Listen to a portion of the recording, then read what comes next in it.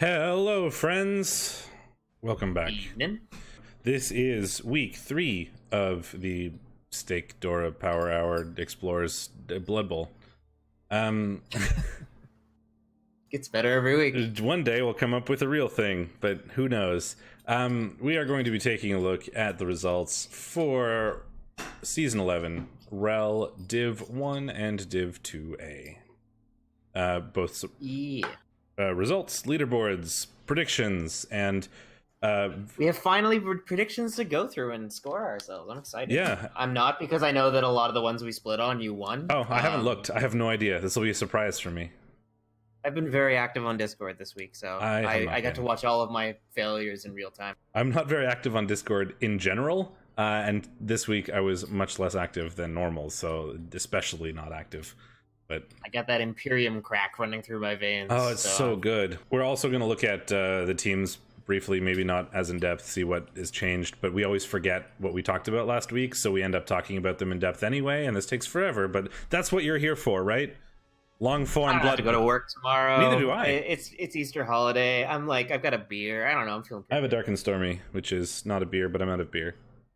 I have a Centennial, which is a Kolsch style ale by a brewery around here. Neat. It's like chill. It's just like nice. Oh. And then I've got a passion fruit hoppy beer in the fridge. Oh, I've got like really extra super molassesy, tastes like sugar, dark rum mixed with ginger beer. So it's not chill whatsoever. But shall we get into this? Throw a little bit of lime juice in there. I normally do, or a lime, but I don't have any right now. Sometimes I put a little bit of bitters in as well, but you're gonna get scurvy, son. I don't currently have a lime. Anyway, shall we do this? No, let's just talk about cocktails and Imperium for 3 hours. I mean, I could do that if we want to. No, all right. Beer and bloating versus Nurgle Boom, FTDs. in the game. Diving right in. The first round from Div 1. We predicted Sauce would win, and nope. I mean, I watched a little bit of this game. Sauce had some rough things happen. I think he like turned over really in a really unlikely turn of events early in the game. He kind of like took some damage he didn't expect to. He managed to KO his opponent a lot, but his opponent made a lot of KO rolls. Yeah, 7 out of 4 or 7 out of 11, so 63% of them. He probably had a babe though, so that's probably not that absurd. But yeah, so we kind of expected the bigger Nurgle team to win here, and that's not how it went down. No, I think I mean, you always hate to use the words dice, but like in matches where it looks just like that more things worked for Fear and Bloating than they did for Nurgle's FTDs, right? Like a regen worked, a regen didn't work. KOs came back, KOs didn't come back. Foul Appearance worked, Foul Appearance didn't work. Right? Like 92% Foul Appearance versus 73% Foul Appearance on similar numbers. A big deal. Five fails is potentially backbreaking for. I feel like this was came down to certain rolls failing, but it was a very Nurgle-y game with 1-0 result and like no actual permanence, right? Yeah, I don't think there's any perms from this. I'd have to go check. I thought a warrior might have taken something, but maybe it regen. MVPs that are irrelevant, although one of them is on Queef. No, I mean like the one on the Nurgle warrior on Queefiest Drippy Lips is I didn't want to say it, but yeah. You didn't want to say Queefiest Drippy Lips? Why? No, not really. What was that? You had a ghoul that had a really nasty name in WoW. Oh, I don't remember. Toe stench or no? I don't know. Not important. So yeah, a bit of an upset there for sure, and -1 points to Steak and I. I don't think we talked about this, but the rules are we can't call ties. Correct call gives us a point. Incorrect call gives us a -1 point, so that we don't like just artificially bloat. And then we kind of see where we're at the end of the season. I think last time we were barely in the positive, and I won. I lost track of the score, but you won by like 3 or 4 points, and we were at like 3 or 4 points. So like I was at like 1, and you were at like 4 or something like that. Well, you kept predicting the ogres would win every week, and then they predictably ogred. I just really wanted those ogres to win because Jimmy Leftfoot was incredible. Anyway, Ace Trucking Co. and Ars Gotia. Goat. Yeah, so we predicted the Chaos would win this, and they did 2-0. I actually watched this game as well. Was kind of a scramble for a while with both coaches making like a couple of fumbles, but the Chaos were able to pull out with a bit of a certainly better injury dice.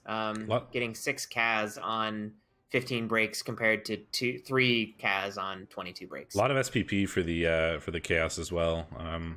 8 on one of them. Will do that. Not even from the MVP. He just got 8 SPP without using the MVP for that. Yeah, I think Drumpf pulled out 8 in his last game. It was pretty funny. He needed 2 to level up, and then he got 8, of course. It was one of those games where he just popped off after he KO'd himself on turn 1. So yeah, looks like pretty even blocks. Kaz definitely going in the Chaos's favor, and 6 injuries leading to a victory. It's tough for Chorfs to win when they start falling behind. They don't really have the tools to. That's true. Unless their rerolls or rerolls injuries start to become hot to catch up on the player disadvantage, then it just can be a death spiral if they start losing too early. Same thing happens. You isolate the bulls. You keep the blockers pinned down, like not really getting efficient use out of their guard, and then it's tough for them to do anything. Non-anime sports team versus the High Fivers. We predicted the High Elves would take out the Necro, and they did. 2-1. Let's see. There were 34 and 40 blocks. I watched a bit of this game too. Lopez. Not a lot the Necro could really get done against these High Elves. I mean, the High Elves have like an incredible player spread, but also just like the Necro, we're not getting on the turns that I watched, not getting the knockdown dice they needed, not really, kind of overcommitting sometimes, and then when stuff didn't work out, just like being in a really awful position.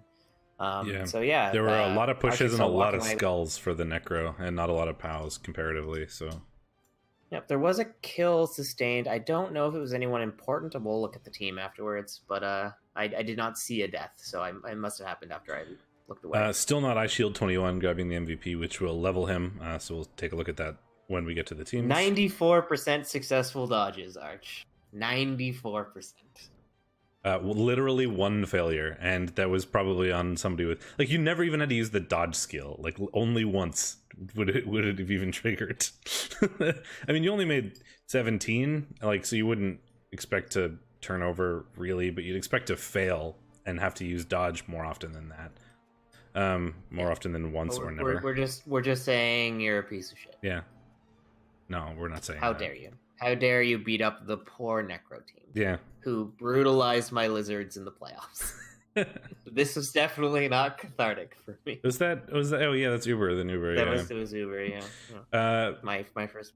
Speaking of people that beat me to get to the playoffs instead of me, Battle Brothers. Oh no, I beat Battle Brothers. Haha. But yeah, you predicted the Bretts and I predicted the Pros, and the Bretts were able to win this one. I'm not like super surprised. Bretts are, especially developed Bretts, have a lot of tools to deal with elves, particularly their high movement.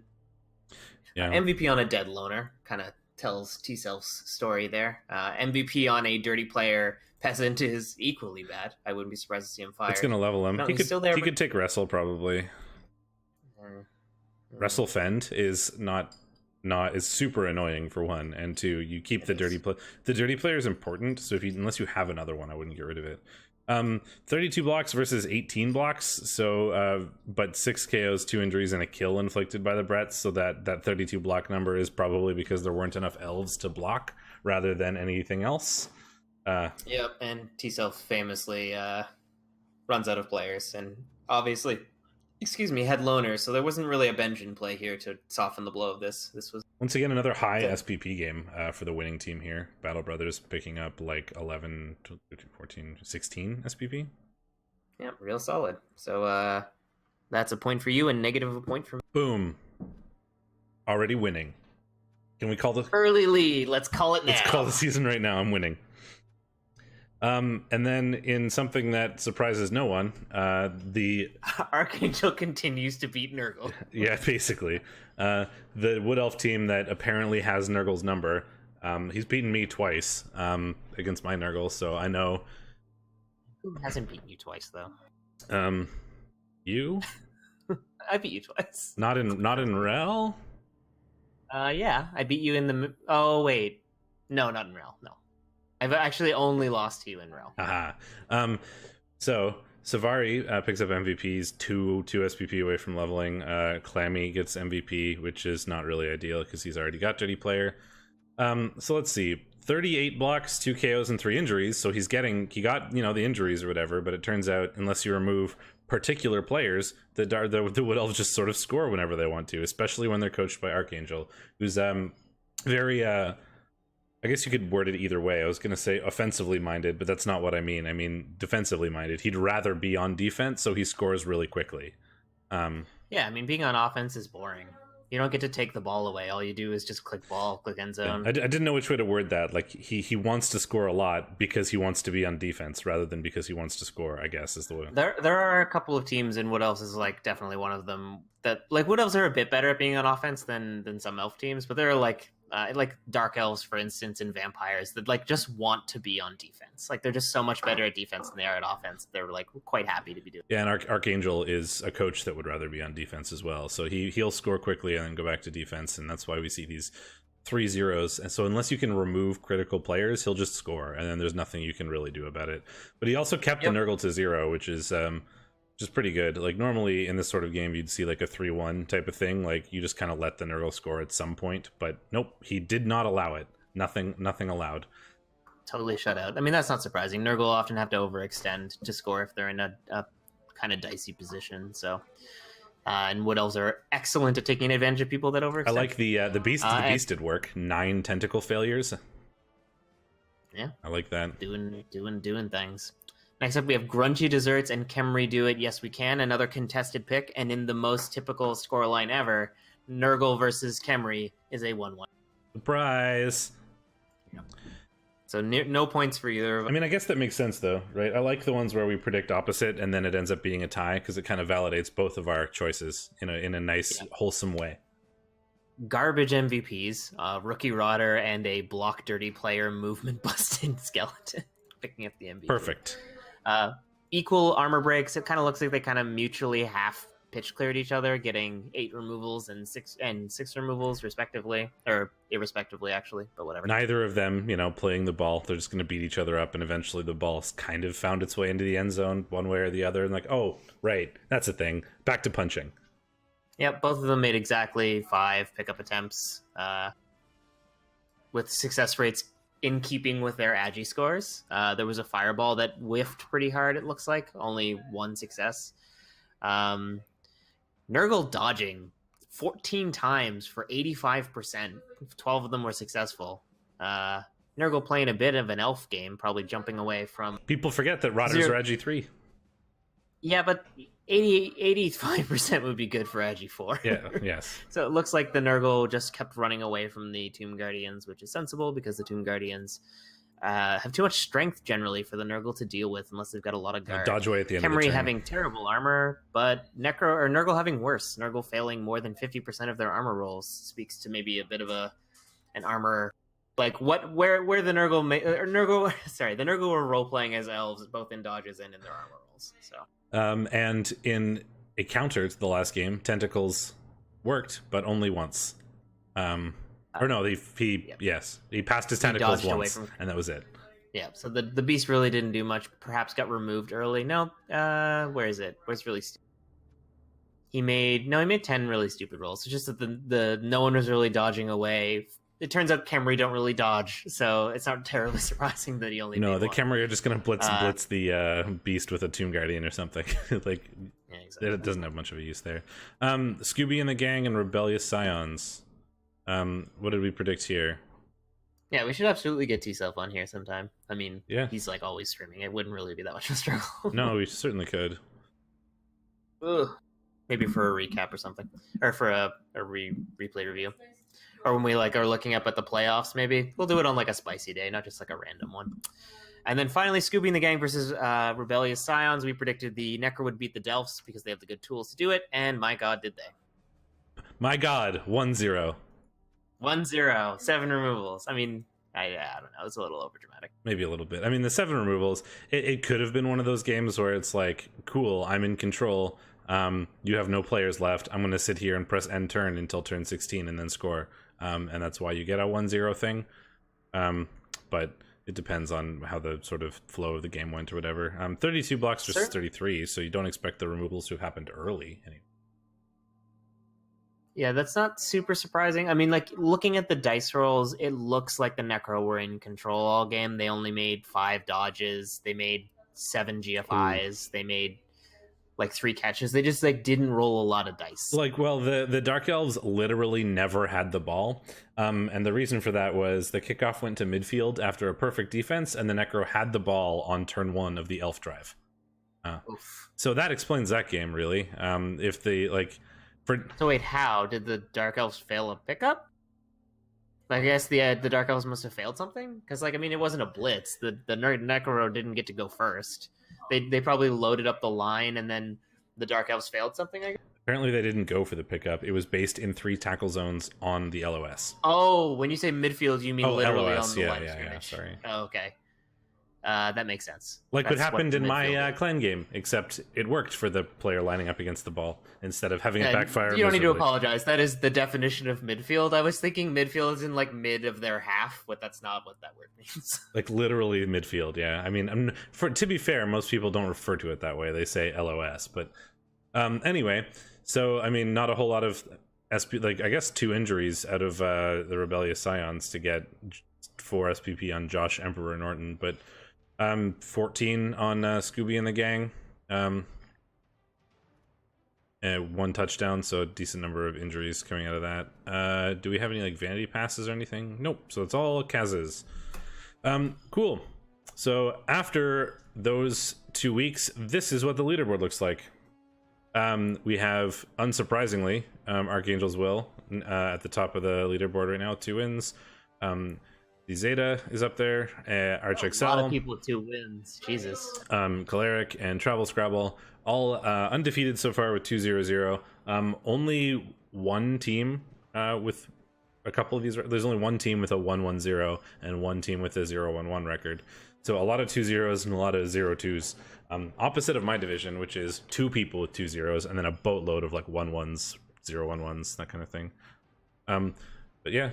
Starting to get a bit of a separation here, but we do have there's still anybody's game amongst these top 5. Certainly we've got a long way to go, and they're all neck and neck currently. It is Div 1, so I mean there's 5 playoff spots, 4 for the regular playoffs and 1 for the Challengers Cup, if I recall correctly. So all of these guys are in good shape to go after one of those currently. Teams, Let's do it.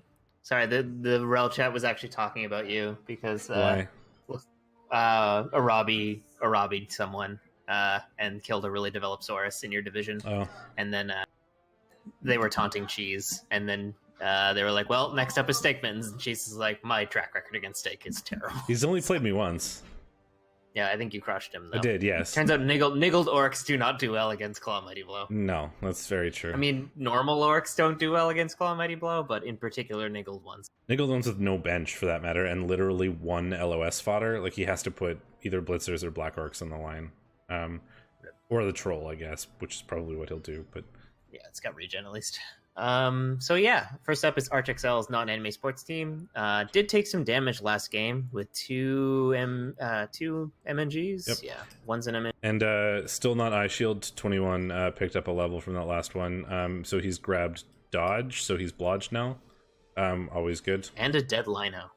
I weep for you, I really do. Oh, no. Your team is just so battered and destroyed for an elf team. I don't know how you're keeping it together with this many players. I think that's the only change from last week, unless this Dodge is also new on Selder Nora May, because he's at 17. Raj on the player. I mean, it's still a filthy team. It's got an amazing... I mean, it's got really 3 amazing Sackers. So the sidestep is new as well on Initiate. Aussie Anus. So he's a lineman who is movement 7 with guard blodge sidestep, which is incredibly frustrating. So filthy.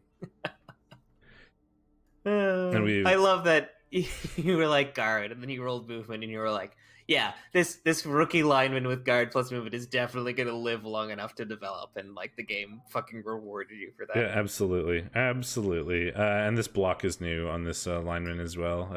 Apparently it's a market piece. Never mind. This isn't your fault, but you did buy it. So okay, well that makes more sense, but still, that sidestep makes him incredible. Like, that's such an annoying piece. Guard wherever you want, because Agi 4 dodge movement 7. He's then blodge if someone tries to knock him over, and if they don't roll that POW specifically, then you just sidestep into an even more annoying guard place. And even if you can't do that, it kind of forces your opponent to fill up squares with players. Like, they have to use like 3 or 4 of their players just to fill up squares that you could sidestep to if they need to move that player out of the way. And like, it can be so annoying for people to deal with that. Yeah, I mean, it just adds an extra... Like, I mean, elves are all about adding extra places where your opponent can fail so that you can take advantage of things. So that's definitely a piece that gets that job done. And yeah, I mean, this is a filthy, filthy team. He's starting to finally develop an actual thrower so he can, throw the ball with his high elf team, which is something that they usually seek to do pretty often. I mean, this is definitely one of my picks to watch for this division. I think Arch is going to do incredibly well if he doesn't instantly implode one day. I mean, Arch has always been near and around the top. He's had this high elf team for a couple seasons and has done well with it. Div 1 might as well not have existed before I started covering it. Fair enough. Ace Trucking Co. kicks Chorfs. We've got a MNG on a Tackle Frenzy Wrestle Hobgoblin, which is a fun Hobgoblin. Let's see. Mace, second son of Ace, is the only player on this goddamn team who can do anything. I watched Quick's play, and like everyone was just failing everything. And then the second Mace came into play, he was just like picked up the ball, like sacked the ball, caught it, ran away with it, and then injured himself, and the game was over. What a hero! He needs 1 SPP to level to get something beyond his Wrestle Tackle Frenzy. Strip Ball, I guess. He's already gone that way. Let's see, do we have anything else that is... This guard might be new on Belt Sandersberger, but that's not particularly exciting. It's a Chorf with guard. We almost have another level on Doc Drugan's Monster. He's 2 away from picking up something. Probably Mighty Blow if you don't happen to roll doubles. I like that Cinco has got dodge now. That's kind of funny. When I say like, I think it's really weird. But I do think it's really weird. Just 2 jump up Plum blitzers is so passe. So he went for a blodge one. Yeah. So I mean, it's like, I would understand it if it was on a guy who had already gotten like guard and stand firm. Then yeah, you take dodge, make him blodge, really hard to move around, but or to shift. But when you already had Mighty Blow Claw, like cool, let's take dodge. It seems strange to me, but hey, sure, if he wants to go for it, he can go for it. I almost thought that was a bull. It's got so many skills. Nope, that's just a really high level chaos dwarf blocker. No, he's only got 1 bull still. After I think he lost it in the first game. Yeah, and he's still a way to go in terms of money for buying a replacement, unfortunately. So we're gonna have to deal with 1 for now. But at least he's got his ball carrier Hobgoblin to deal with that. If he lost his, if his other bulls, if you're one of the Chorf coaches, who plays with a ball carrying bull, and you lose that ball carrying bull, A, they're very annoying to redevelop, and B, you don't have like a good backup other than carrying on a naked Hobgoblin, which is kind of scary. So what do you take on Kradagidit if he rolls his 6th normal? Yeah, 6th. That's a good question. I mean, Fired is the answer like 2 levels ago, I think, but he's really funny. Actually, you want to grab around so you can potentially 1 turn. It's not the worst thing in the world. Crow or Jugs, maybe? But you're probably not blitzing with him. I mean, he does already have Dauntless. Sometimes you're blitzing. You're blitzing with him... Like, no. I mean, there's no, like, high armor... Or low armor, high strength pieces, really. He could go piling on. He doesn't have that yet. Yeah, could just go piling on. It's another, like, way to kill things. It's not the worst thing. Yeah, 9 ball, also very good as a killer. I mean, he would be a great piece if he rolls plus strength. That'd be incredible. Having a nice pillar... Yeah, would be really nice. It makes the Dauntless a little bit of wasted TV, but, whatever. 2+ big hills, or big guys, I guess. I tried to say big guys and uphills at the same time, and I said big hills. Big hills. He big hills up, guys. I don't know if that's a sentence. It's not. He big hills up, guys. Oh my. Yeah, it sounds a little risque somehow. Like, kind of. I don't know what it implies, but like, it does sound like it's implying something. Anyway. Next up is Nurgle's FTDs from High Lord Salt. Sace himself. Sauce himself. Sauce. Whatever. One of those. Sauce. Sace someone else. Too many. And he is Nurgle, and there are many Nurgle players. Levels, I don't see any, unless that Pestigorth block is new, but that's not particularly exciting. He's so close to legend on these Nurgle warriors. He's already got two. He's got 2 legend pestigors. I mean, I think one of them is a market. I think Wartigor was one he bought from them a while ago, or maybe not. I don't remember. There are too many like legend ball carrier pestigors floating around to remember which one came from which team. Don't dead. Open inside. So yeah, there's the 2 legend pestigors, but that comes at the cost of having 2 pestigors that have literally nothing. One of them has picked up block, so we've already got the killer one, we've got the ball carrier one. The wrestle one is going to go tackle, strip ball, or frenzy, something of that nature. If Testes moldy hair can survive, and he'll get a sacking. Sphinctus the Swollen will either be like a backup killer or a backup ball carrier. Like he's just you take the generic skills first, like you'll take block, you might take like tackle or something, and then if either of those other guys die, you have somebody who's already started that can take over the position. But if the other ones keep surviving, then you can build them as either like a guard support piece or as like a frenzy surfer type guy. Lots of options for pestigors. Yep, it's a good team in general. I think Queefius Drippy Lips has picked up guard in the last 3 games. I remember he was just a block Nurgle warrior in the playoffs, so that's a good pickup. I think this team needed a bit more guard to stand out on the pitch. It's already got enough kill with 3 Claw Mighty. He's just going to go the route of Plague Lord Syphilis. Next level will be Stand Firm. If you haven't, I mean, he might go Mighty Blow next. I wouldn't hate it. He's already got a guard Stand Firm. He's got 3 Stand Firm pieces already, and 4 including the beast. So I don't think he needs another pillar. I wouldn't hate at that point going kill. That's what that player is going to go eventually. He didn't start with Mighty Blow block. He wasn't designed to be a killer from the get go. But you'll probably pick up Mighty Blow at some point. He might even consider tackle. But he could go Stand Firm, tackle, Mighty Blow. Yeah, he is aggressively lacking tackle. Welcome to Nurgle. I've seen Nurgle with tackle, alright? This is aggressively lacking for 2K Nurgle.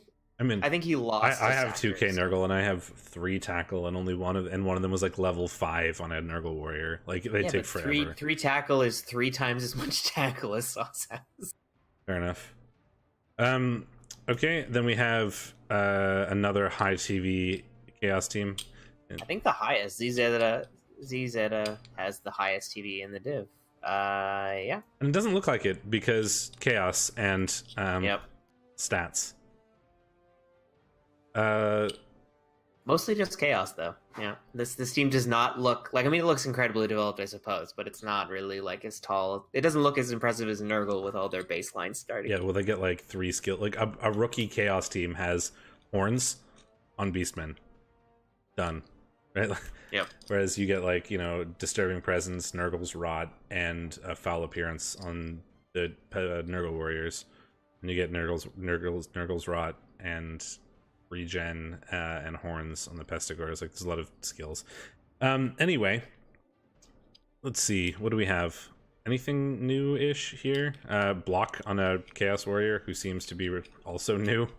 Oh no, he's played 7 matches, but it takes a while for Chaos Warriors to level. Yeah, especially when the other ones are as developed as they are, because they're going to be the ones doing. But he has scored 2 touchdowns, which means he is prioritizing handing off to him when he can. Well, the 2 touchdowns are what got him block, so there you go. Yeah, exactly. Which means you can take a little bit more blocks with him now. He's a little less risky to play around with. He's just not going to get the priority hits because you want to be making Mighty Blow ones. So yeah, good looking team. He needs to replace that Chaos Warrior. He's doing okay for guard. He's got 5. Replace that? Level up, you mean? Level up, yeah. I mean, get him to be functional at 2K TV. Block is not really going to cut it. Some nice support pieces. He's got a lot of kill. He's got 4 Claw Mighty Blow. 2 of them are Claw Palm. Looks like the block on Mufagors is probably new-ish as well, being at 17 SPP. So that's movement block, so he's much less likely to die now, which is certainly handy. He's a backup ball carrier, as it were. No, he's going to be, for now, yeah, but I think he's going to be a frenzy piece. Oh yeah, once you keep leveling him, but if anything happens to Seer, you can just immediately start carrying on him, and you don't lose too much other than the sure hands, really. But if you don't lose him, then you can, frenzy Juggernaut. That'll be good. Look, he's got 3 tackle. the required amount of tackle to have in this division. I mean, honestly, I think 5 tackle that the Necro have is the way to go. Probably. So many goddamn elves and different. And we have high fivers. Speaking of tackle, you say so many elves. There's like 3. So many. I mean, I really hate bash mirrors. I don't know why I'm always ragging on elves. Like, I'd much rather play elves than I would do bash mirrors. I mean, I like doing bash mirrors, which is okay because 2B is ridiculously punchy. But let's move on and look at the high fivers. Speaking of 5 tackle, here it is. Yeah, what Z needs is clearly a Minotaur because he's not bloated enough. Exactly. We need him. What we need is a Minotaur on a 2200 Chaos team. Yeah, you need to be 2350. Let's go. That's an MNG on the Dirty Player Zombie, so that's fine. 1 SPP until Frankenstein levels up, and Lurch has recently picked up Grab, which is certainly cool. Grab after, I mean, it's a useful strength skill, and he already has block, guard, and mighty blow, and stand firm because you start with it. So what else do you take? And the answer is probably just Grab. It's certainly good, but it's like low down on your list of priorities, which is why it's taking this long. It's just nice to have on flesh golems because it allows them to stay a little bit more relevant sometimes when they're just tagged up against 2 people in like weird positions. Like, you want to take the block, but sometimes you're not really able to without risking like freeing up a player. And you can make sure they stay on you or stay on someone else or whatever. There's also the potential for pulling people into your line for a 1 turn. He does have Al Bundy, the magical werewolf that can, frenzy 1 turn potentially by blitzing through an end line. Also for fouls, right? He's got the Dirty Player Zombies. You can grab someone off the LOS into your half and then make sure you can get really nice fouls on them is a thing you can do as well. 2 attempts to 1 turn in his game. Riot turned the first into a 2 turn, and then he bungled the second pretty badly, so he's got to work on it. Okay. I did see the... Yeah, there was a contentious point in that game that was that the one we watched? No, I was watching someone else cast that, I think. T-Self, perhaps? Casting it himself. I don't remember. I remember like talking about frenzy in relation to like getting through screens with someone in a game. I just don't remember like at what point that game was. Every experience I have is just this disjointed like series of confusing images. My brain is a wonderland. I understand. But yeah, it's a great looking team. It's got 4 guard, lots of support, lots of kill, actually got a ton of mighty blow, the piling on werewolf obviously. He used to have 2, but the other one, Bud Bundy, appears to have died somewhere along the way. Bud Bundy 4.0 is 4 SPP away from probably rolling doubles. Probably. And picking up another mighty blow werewolf. Yeah, exactly. Then we have another Nurgle team, also above 2K. Yeah, Fear and Bloating, the underdog, as only 2K Nurgle in the fight against 2.07K. I think it wasn't necessarily like he was way like underdoggy. I think it was just more in the Nurgle mirror.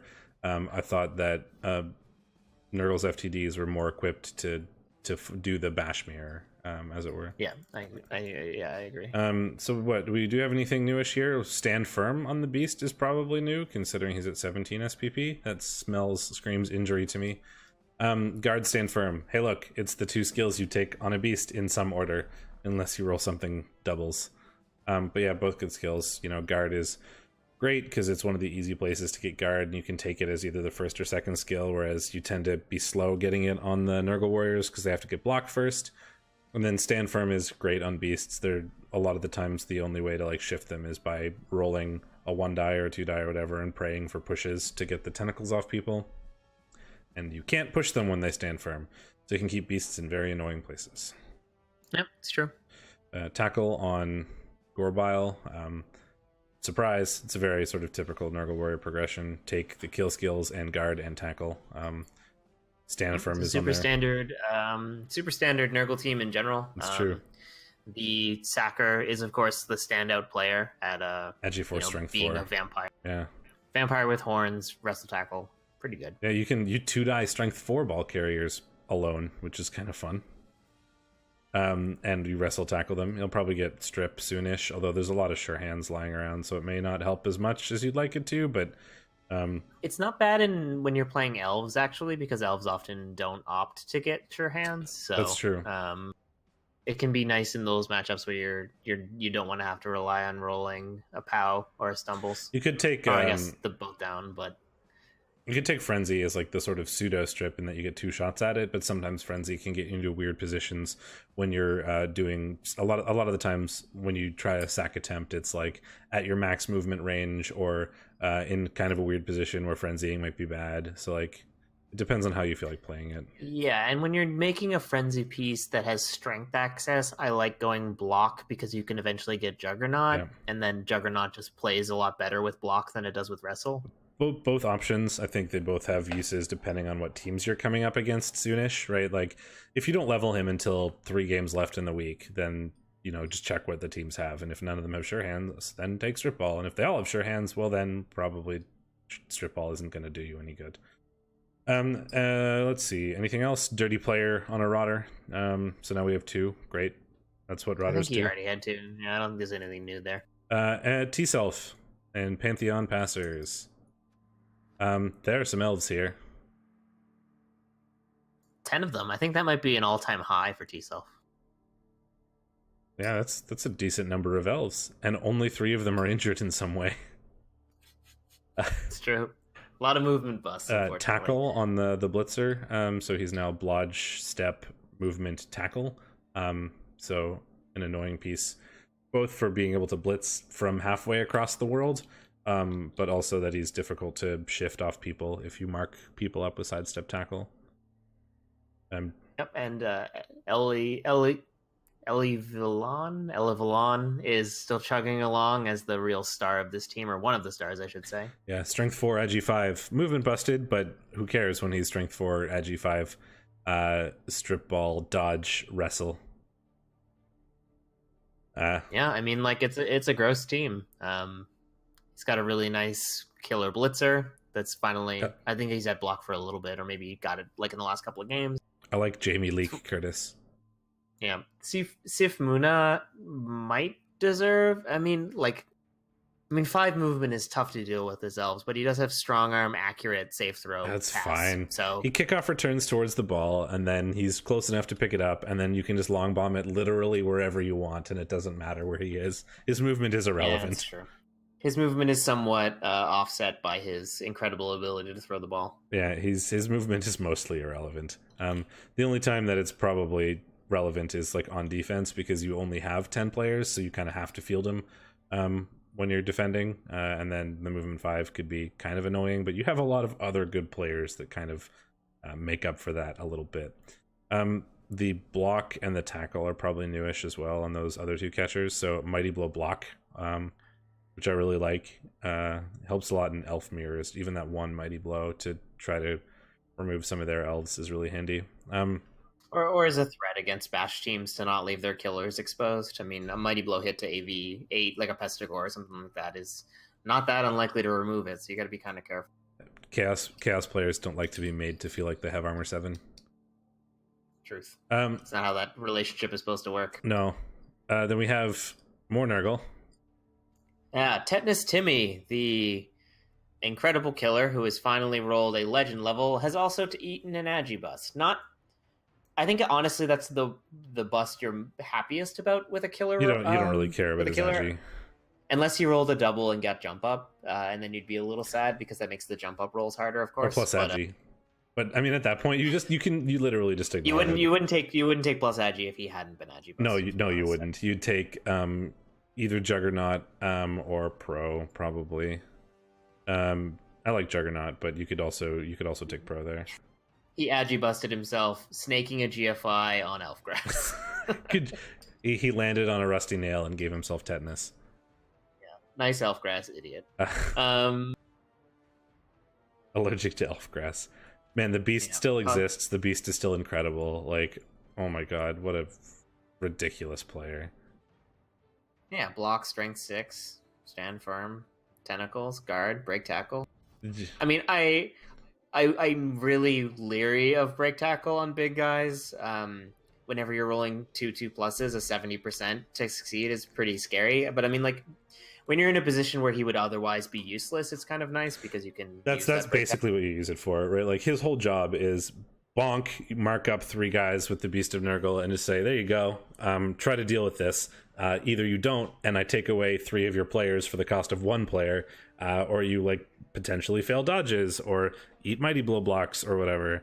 And if you, I like it a bit more on higher movement pieces. Like the Croxagore can take more advantage of it at movement 6, of course, than a Beast can at movement 4. But I think it's still not a bad skill. It's a good skill. It's the only thing you use it for is I'm marked up on 1 zombie and I want to not be marked up on 1 zombie anymore. It's like that's what it's for. So that's great. Let's see, we've got Claw, I think is newish on the Nurgle Warrior, which is great. I don't know if that's actually new because Nurgle Warriors are slow to level, but having a Mighty Blow Claw on the Strength 4 piece that doesn't have to blitz basically just means you get 2 a turn now, and you know it's better than 1 Mighty Blow Claw hit a turn. 2. Yeah, as long as you can keep them in contact with you. Whoever gets Lazarus next is going to be pretty happy. Having no tetanus, having no Killer Pestigore is going to make this a bit more awkward if he's got a bash mirror. I mean, you could 3+ cage dive with the Beast, and that's kind of cool, but he's movement 4, so the cage has to be like either based on the Beast already or like 2 squares away from him. And if you're doing that, you deserve to get caged to dive by a Beast. Yeah, I mean, like, I had a Strength 5 Saurus with Break Tackle, and like the pipe dream was always like, oh, you know, he's always a 4+ away from hitting your ball, but it turns out you just don't need to do that very often. No. The amount of times you're like in a position where you absolutely need to throw a ridiculous cage dive as like a bash team is pretty rare. I mean, I would absolutely do it if I had that Beast, but like it revolves around them not marking up your Beast so you don't have to use Break Tackle off the dodge away from something, and then the cage being 2 squares away from you so you can actually get there. But it would be really cool to see someday. Yeah, Tetanus Timmy's a monster. He's out for the next game, which is going to be pretty good for whoever actually has to play Lazarus. Yeah, we should remember that when we're like talking about the matchups for sure. Yeah, it's pretty. I mean, for the next match, there's the scary Nurgle Warrior, but like if you're going to play a Nurgle team, this is the kind of Nurgle team you probably want to go against because there's only the 1 claw. It's only movement 4. It's a lot of guard and block, right? So if there's another 1500, 1600 team around, they could still easily get out muscled by this team, but they're not likely to like lose players, I guess, which is what a lot of people are scared of when they go up against Nurgle. Yep. Khemri. We have McMackey's Khemri do it. Yes, we can. McMackey, bless my passing dice. Hug giving Huey is out for a game. Is he MNG'd or is he niggled? He is MNG'd. Not that. Let's see. Anything new? And you can definitely see why the Nurgle were making so many weird dodges. 6 Mighty Blow. Yep. 4 of it on Strength 5 means that not an easy time getting blocks and not dying if you're stuck up on those players. Unsurprising. I mean, a lot of people will take Mighty Blow as their first level on both Blitzras and Tomb Guardians. 1 for Tomb Guardians because you have to level them. Like they just are garbage until you can get something on them, and that's the fastest way to level them. So people will grab Mighty Blow ASAP to help accelerate their leveling, and then maybe grab Guard first on 1 of them, which he did, and then Blitzras will either go Mighty Blow or Tackle first. I like the Sacker Throw Raw. It's really fascinating, like a Wrestle Tackle Frenzy. His movement 6. It's like a dwarf runner, right? Like you have 1 for ball carrying and you have 1 for sacking. It makes sense. It's just not something you see super often, I find. No, a lot of people will just have the 1 throw raw, if at all. Yeah, because you know they're not incredible. Blitz raws are generally just better. Throw raws come with sure hands, I guess, which is nice for picking up the ball, and people have 1 often. But they hog SPP for sure because your whole team is at G2, so you're not really doing handoffs or passes to somebody else very often, and you kind of want to pick up with the sure hands guy if you have 1. So they'll hog SPP a lot. So people will often not start with 1 and like ball carry on Blitzras or whatever until they get some levels. So 2 is a rarity for sure, but I think it's really cool. I like it a lot.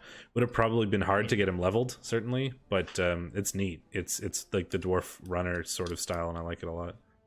And it's hard to argue with his results. If you flick to his statistics page, he has lost 13% of his games. Yeah, so. He's good at. I mean, McMackey is known as being a good Khemri coach. I mean, there's sort of 2 of them in Herringzord and McMackey, fighting in the sort of top couple divisions around the league.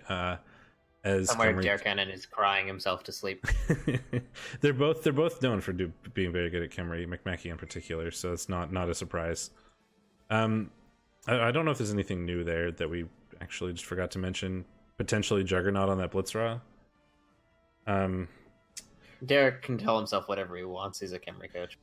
Potentially Guard on that Tomb Guardian, but that's 5 SPP old, so that's probably not new considering how slow they are. Mighty Blow on a Tomb Guardian. He just recently got that, I think, because this is a newish Tomb Guardian, only having 4 matches played. So that's good. Grab Mighty Blow first, and then we can accelerate that leveling a little bit. Hopefully get blocked, but if not, Guard, stand firm, grab, that kind of thing. I mean, honestly, he's due for another double. He's rolled, what is it? Gambler's Fallacy! Gambler's Fallacy! Do you feel better now? A little bit, yeah.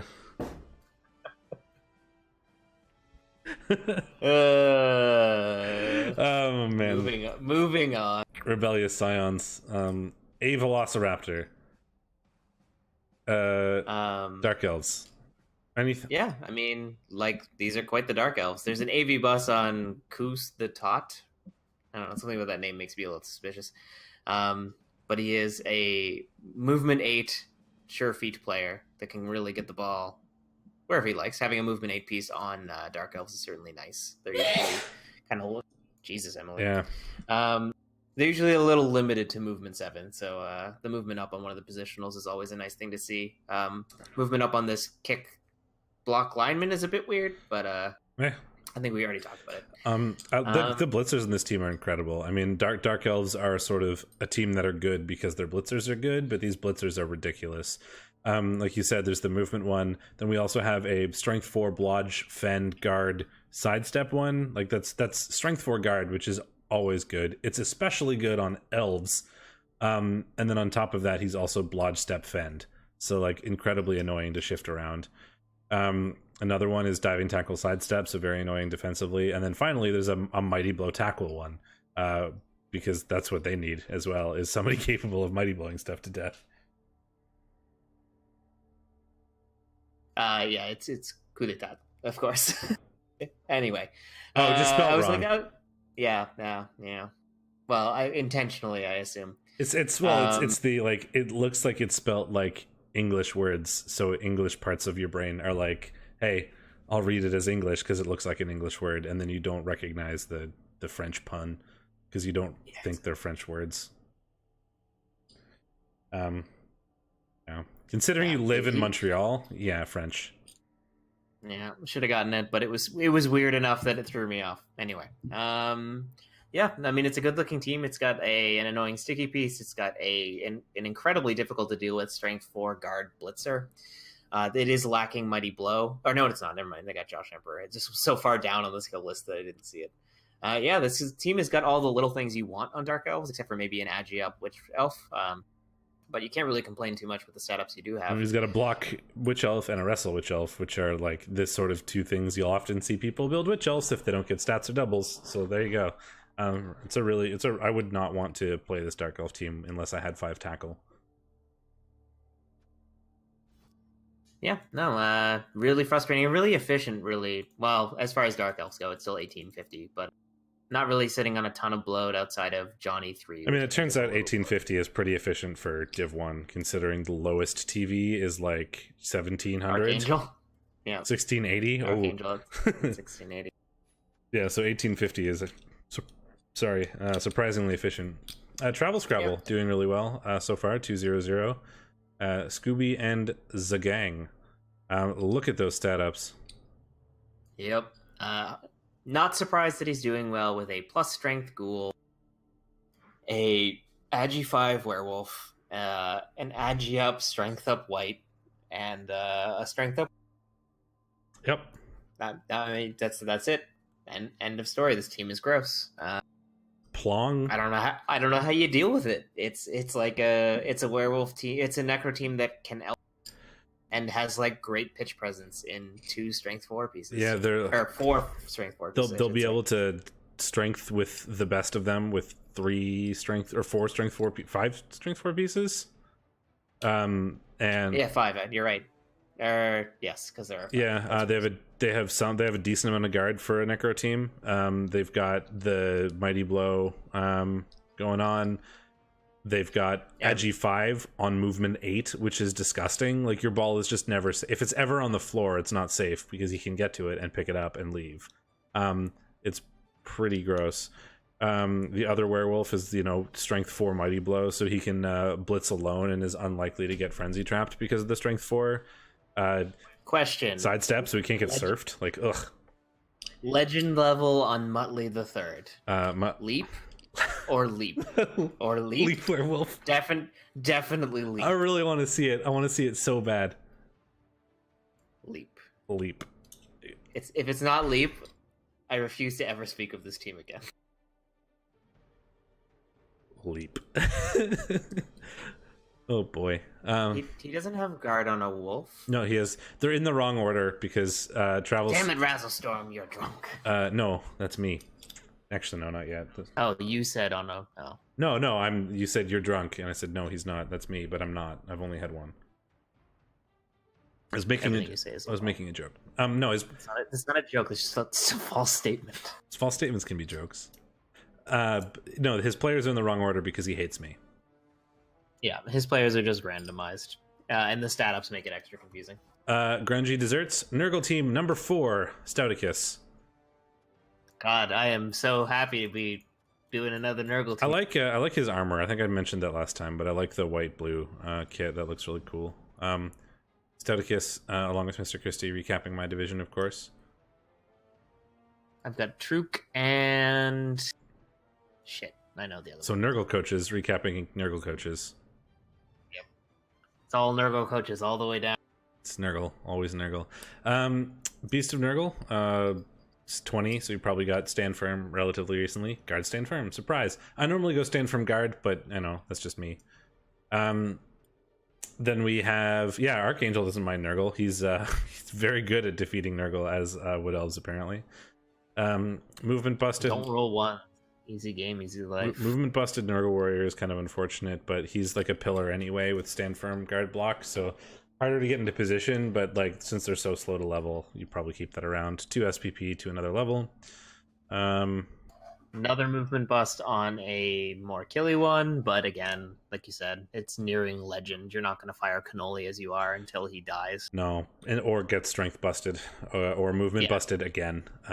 Then they're probably worth fire. Any other bust, you like Niggle, you'd keep him. Armor bust, you'd probably keep him. Agi bust, you definitely keep him. But if you got strength busted or movement busted again, he's probably fireable. Yep. I don't see anything else new here. Turns out Nurgle teams don't get levels very often because they are slow to level, except on their one ball carrier, yellow lead brownie. Angry Churro has block, and I think that's new. Maybe new. It could be new. He was strength. I remember the strength 5. He's 23 SPP. So it could have been relatively new, but it's hard to imagine that he got like 7 SPP in 2 games. He has scored 4 touchdowns, so it looks like Stouticus is doing a good job of feeding him as well. Oh, I mean, 4 touchdowns in 30 games. Oh, I guess that's true. I mean, I forget how slow Nurgle Warriors are to level. I mean, if you looked at my Nurgle Warriors, it's probably worse. It's like 2 touchdowns in 50 games or something, because I'm not very good at feeding them touchdowns. So definitely better than me at it, but it's not like he's... I don't know if those happened recently or earlier. You can't really tell. Yeah. Sponge Cake Man is a great sacker, and he's picked up Kick last because he didn't really need any more skills. I think that's a reasonable choice. Yeah. It's not a player you're super concerned about, and it's that's actually good. I like that. Your oldest players are 30 games. It's really hard to get Kick on Nurgle because you only want to field Kick on defense. Really, you have enough positionals that you have to take positionals off to even field 3 Rotters for the LOS. So you're taking another positional off to field a Kick Rotter. But you're always going to have your Sacker on defense. That's what he's for. And you are... Oh yeah, we've had this exact conversation before. So you definitely have. I love that. I could hear you monologuing. I'm like, this sounds so familiar. I was talking about it, and I'm like, this is coming very easy. I must have said this sometime before. Like, I don't have to string my thoughts together. It's already there. Weird. So we've talked about this before. I like the kick on him. It's very cool. I will do the same if I ever get my wrestle tackle guy to level 7. He's currently level 3. Your players die. They certainly do. Yep. And other than that, he's got the nice movement up, frenzy, blitz, or surfing threat. Even got Juggernaut on him. He's got a great killer-ish in all apple pies. If you could call all apple pies great at anything.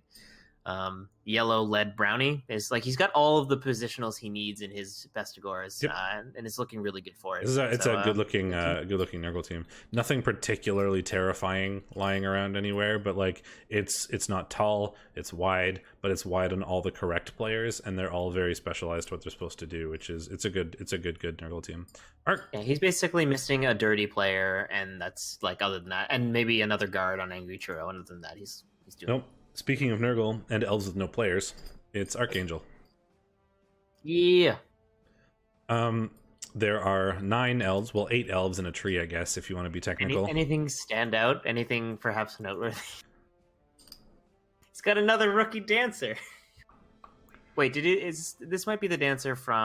Yeah, this dancer's played 3 games. Is that the same rookie dancer? Or just hasn't gotten any skills? I guess not. Yeah, he's gotten a touchdown somewhere. 1 touchdown. He did play in the final. All right. I'm imagining things. Because we're on week 3. That makes sense. Yes. I just expect dancers to immediately be level 4, like 3 or 4, or be dead. They're either high level and monsters or rookies. Those are the only things that war dancers can be. Yeah, exactly. Tree, getting 9 SPP away from a level. Only 2 more MVPs. And you'll level that tree. I mean, what do you take at that point? He's already got Stanford grab and guard. Multi-block. Piling on. I mean, unless you roll doubles, multi-block. Do trees really need wrestle? Every player needs wrestle, especially the ones with block. No, the tree doesn't need another skill. That is the joke. I don't know why you said wrestle, but I really want to see a wrestle tree now. Just actively worse than block. I mean, I think the only way you'd ever see that is like Chaos Cup tree. That would be pretty fun. Yeah. Other war dancer is Strength Mighty Blow, so he's just a blitzer, which is great. We don't have the like stereotypical sort of like sacker on a war dancer, but we do have Savari. His sacker is a Raj kick tackle lineman. Yeah. No, well, normally you see like a sacker on like a war dancer, but we don't have that currently because we have something better, a Strength 4 Mighty Blow war dancer. Yeah, I mean, like, I don't understand how this team wins games. He who catches unseen is Agi 5. Yeah, Agi 5 leap. Yeah, I mean, I get it that he who catches unseen is a thing, but like, I just feel like. I mean, I've watched Archangel play. I know how this team wins games, but like, turns out it just doesn't seem like it should work in Div 1. A whole bunch of movement 8, sidestep, blodge, guard players, along with Agi 5. Turns out is good. I don't know what else to tell you. I don't know what is new here. Probably the sidestep. I think the dodge on Iron Sight might be new, but yeah, I mean, like, not a lot has changed, I don't think. Nothing particularly surprising. I mean, the guy who had blodge guard got sidestep. Is the Mighty Blow new? How long have you had Mighty Blow on this dancer? I remember it having strength up, but I don't actually remember it being Mighty Blow. I don't know, but it's got Mighty Blow, which is great and crazy. Yeah, so the Mighty Blow is also new. Like, that's just like this dancer has decided to be the hero that this team needs. The lineman has gotten diving tackle. Apparently he was supposed to be tackle. I don't know if that meant he like misclicked, but like, did you actually misclick, or did you just like decide you wanted a blodge diving tackle for fun? You don't actually have a catcher with diving tackle, which is a normal piece to see. Oh, so you just regret that you took diving tackle over tackle, I guess, is what I think. You do have a pretty serious tackle lack, so I understand. Yeah, tackle would probably be good against. Well, to be fair, it would be good against other elf teams, but he's gonna play 2 elf matches this season, and the rest are all like sort of bash. So it's probably not. He's got to play 3 elf unless he's already played 1. He's got to play dark elves, high elves, and pro elves. We have perfect elf representation. Fair enough. Yeah. See, 3. He's played Nurgle and Nurgle so far. So yes, his favorite. I'm gonna run to the bathroom and grab a new beer, so you can talk about Battle Brothers. Caloric. Yeah. Let's see. Arthur Pendragon got MVP recently, but he's still a ways away from Legend. Another 66 SPP to go. But like really, really high levels on these blitzers, which is really kind of where you want Bretonnians to be. Bretonnians are the blitzers, and then their crew of support idiots.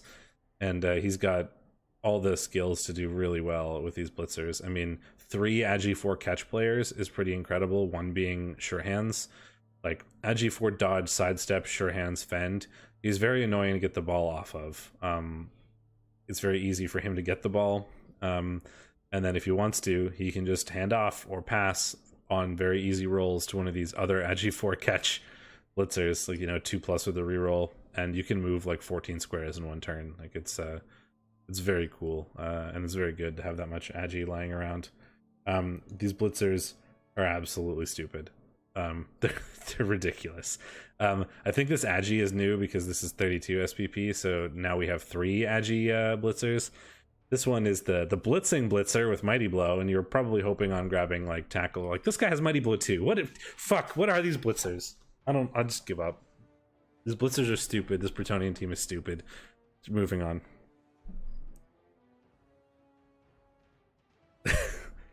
We're missing a blocker. To be fair, we don't have 4 there, and that's typically where your strength axis. Well, that's where your strength axis is. So that's typically where your Mighty Blow and guard kind of goes.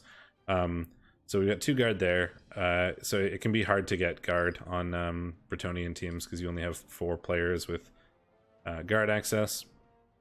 And we have 2 currently, so that's probably the biggest problem, is that there's, quote, only 2 guard, but it doesn't really matter when you have blitzers that look like this. Couple block peasants, a kick peasant, or a dirty player peasant.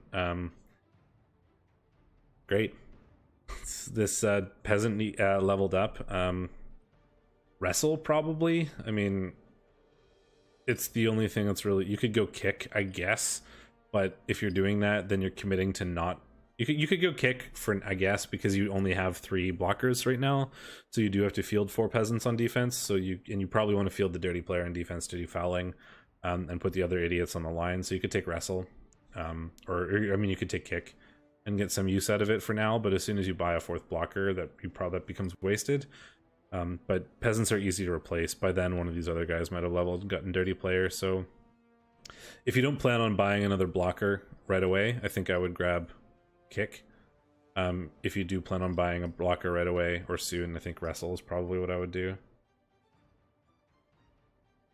I don't know how to use kick. I think I know how to wrestle. Well, the big thing is you're not putting a dirty player peasant on the LOS, but you're not fielding him if you have 8 positionals, because then you have to sit one of your positionals to field him. If you still want 3 peasants on the LOS, which you kind of do, which is the big thing there. So you just don't get to use kick very frequently. And kick, it just depends on what team you're playing against, right? If you're playing against like a really slow bashy team, you just kick it super deep. Then they're gonna have to spend like 2 turns going after the ball, where they waste a bunch of time. You can not get involved in their scrum or potentially run past them and prevent them from getting to the ball with your high movement. If it's against an elf team, you can like kick short to whichever side they're probably weaker on, and then you can potentially like blitz your way through an elf line and mark up the ball or whatever.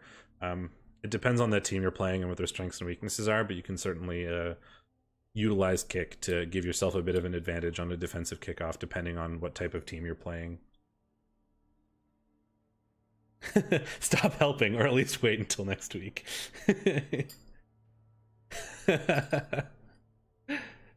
Fair enough. I think the thing for me comes down to, are you buying a 4th blocker now, or like within the next game, or are you saving that money for something? Sorry, beers became like also grabbing dinner because I realized I haven't eaten it and I don't want to. And that's fine, because this became a discussion about kick and how to use it and why there are certain numbers of positionals on Bretonnian teams, and ArchXL yelling at me for helping him learn how to use kick. That's my favorite. Stop helping, or wait until next week. But yeah, I think it comes down to what I said before, right? If you're going to buy a new blocker, take wrestle. If you're not going to buy a new blocker, take kick. That's what I would do. And schedule. Shall we do predictions? Yeah. Ooh, this curry is spicy. I like spicy curry. I ordered and ate way too much Chinese food. That's what I did. Fear and bloating and the grody greens. So we've got a couple Nurgles. So this is the Red Joker's Nurgle and Lazarus Diggs' Nurgle. I mean, and Lazarus Diggs is down his killer and is the baby Nurgle anyway. Yep. I mean, this has got to go to the bigger. Yeah, Nurgle inducements suck in bash mirrors. You can get some stuff to help you with like agi games, but in bash mirrors, Nurgle inducements are garbage. So the bigger Nurgle team has a pretty significant advantage. So yeah, fear and bloating for me.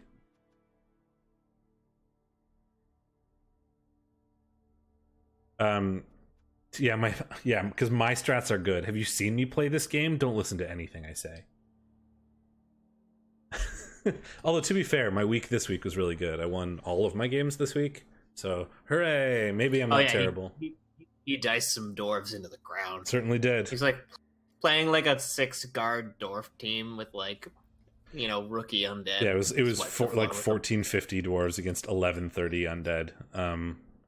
And yeah, I thought it was going to go really poorly because they had like 11 guard or something stupid.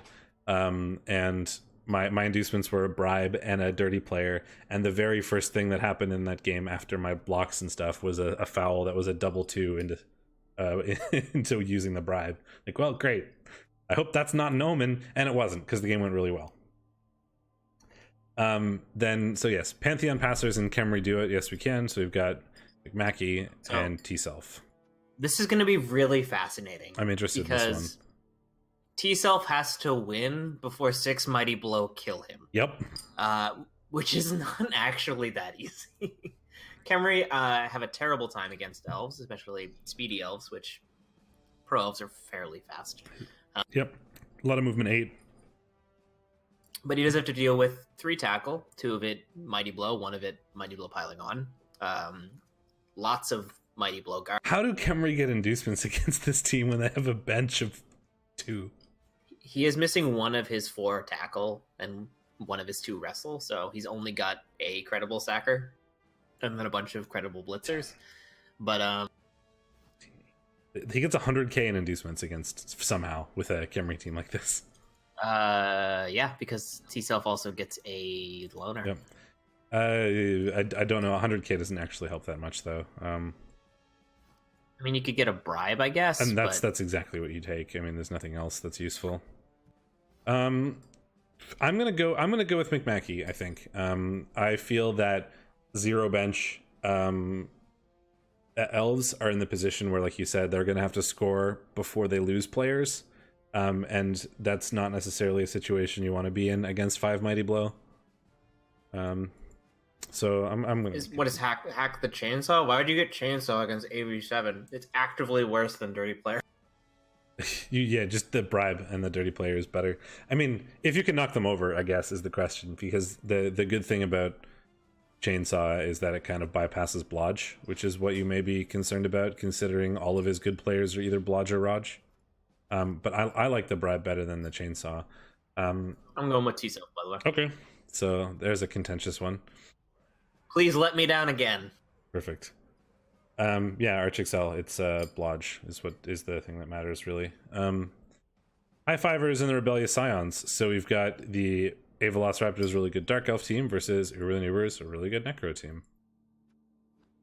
Well, I mean, every team in this division is good. This is a tough matchup for Dark Elves. They're not like fast and annoying enough to like. I think the big thing is that this is a very blodge heavy team, and there are 5 tackle on Uber's team. I think that's the biggest thing for me. And the wolves are going to be able to keep up with the elves. The strength blitzer is kind of terrifying. He's going to be a pretty important piece in this matchup, I think. But that's the biggest thing. I think your team is really good, Velociraptor. It's like we said, it basically wants an agi up wolf or witch elf, but other than that, who doesn't want an agi up wolf? Nurgle Dark Elves, Khemri, whatever, just every team. You just get Agi up wolves. I don't think you ever want for them. You just have them. Yeah, and Agi 5 Witch is like the only thing that you're really missing for it to be incredible. But these blitzers are ridiculous. Like they're super good. So that's really in general they are. The downside is, Dark Elf blitzers are basically they are blodge. That's what they are. You're playing a team against that has 5 tackle. I like 5 tackle versus blodge personally. Yeah, agreed. I like the Dark Elf team, but I think this Necro team is designed to take you down. Yeah, it's going to be a hard match for the Dark Elves certainly. So I think I'm going to have to go with the Necro. Then we have Zeta and Scooby in the gang. So 2200 Chaos, 1960 Necro by Travel Scrabble. This is the Stat Freak Necro versus the... so this is 2 of the division leaders. I mean, there's a lot of division leaders at this stage, but this is 2 of them heading up. Yeah. So it's going to be kind of an interesting match. I think Z loses the pitch control game, weirdly enough, with all the strength laying around. He's got the guard game down at, he's got 5 guard. He's 5, yeah. So he's got the guard game, but he loses a bit on the strength. Not really. He's got a strength up beastman as well. It's going to be a pretty even fight on the pitch control side of things, but Z definitely has the kill advantage. Yeah. Agi 5 and the gang are going to get... Agi 5 can do Agi 5 things. Agi 5 can do Agi 5 things, and they are going to have a wizard, and maybe a babe or 2. They're going to have 250k, 240. So you could do double babe, you could do an extra appo, or no, you can't do an appo on Necro. So yeah, double babe. I have no idea. I honestly have no idea. I guess bribe isn't bad. He does have a dirty player, I think. Oh Jesus, this is so spicy. He does not have a dirty player, so I probably wouldn't go bribe. In terms of predicting who would win, I have no idea.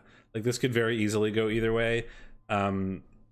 My literal first instinct before I even thought about it was Zeta, so I'm going to go with my gut and hope it works out. But looking at the teams makes me regret that maybe a little bit, but I'm going to flip-flop back and forth forever. So we're going to stick with my gut and see what happens. I think the Agi is going to be really annoying, and if the Agi can do Agi things, then they'll win. But my gut says Chaos, so I'm gonna go with Zeta. Yeah, I agree. You agree with my gut? Yeah. Okay, sure. What's weird about that? I have a gut feeling. I agree that you have a gut feeling. Thanks. Nurgles, FTDs, and grungy desserts. So speaking of Nurgle mirrors, we've got a second one. Another one. So this is High Lord Salt versus Stouticus, yeah. Very similar in TV. Very similar in teams, honestly. 40k difference only. They basically have similar players, right? They both have a really good ball carrier. They both have a killer. They both have a couple guard on Nurgle warriors. They're pretty similar looking teams, to be fair. Even their names are kind of similar. Sauce and Stout. They begin with S. It's the same thing. Yeah, I mean, the team that rolls better in injury dice and regen rolls wins the game. Pretty much. I mean, regen rolls can win you a game for sure in Nurgle mirrors. I think if the dice go about as average as they could be, I would give it to Nurgle's FTDs.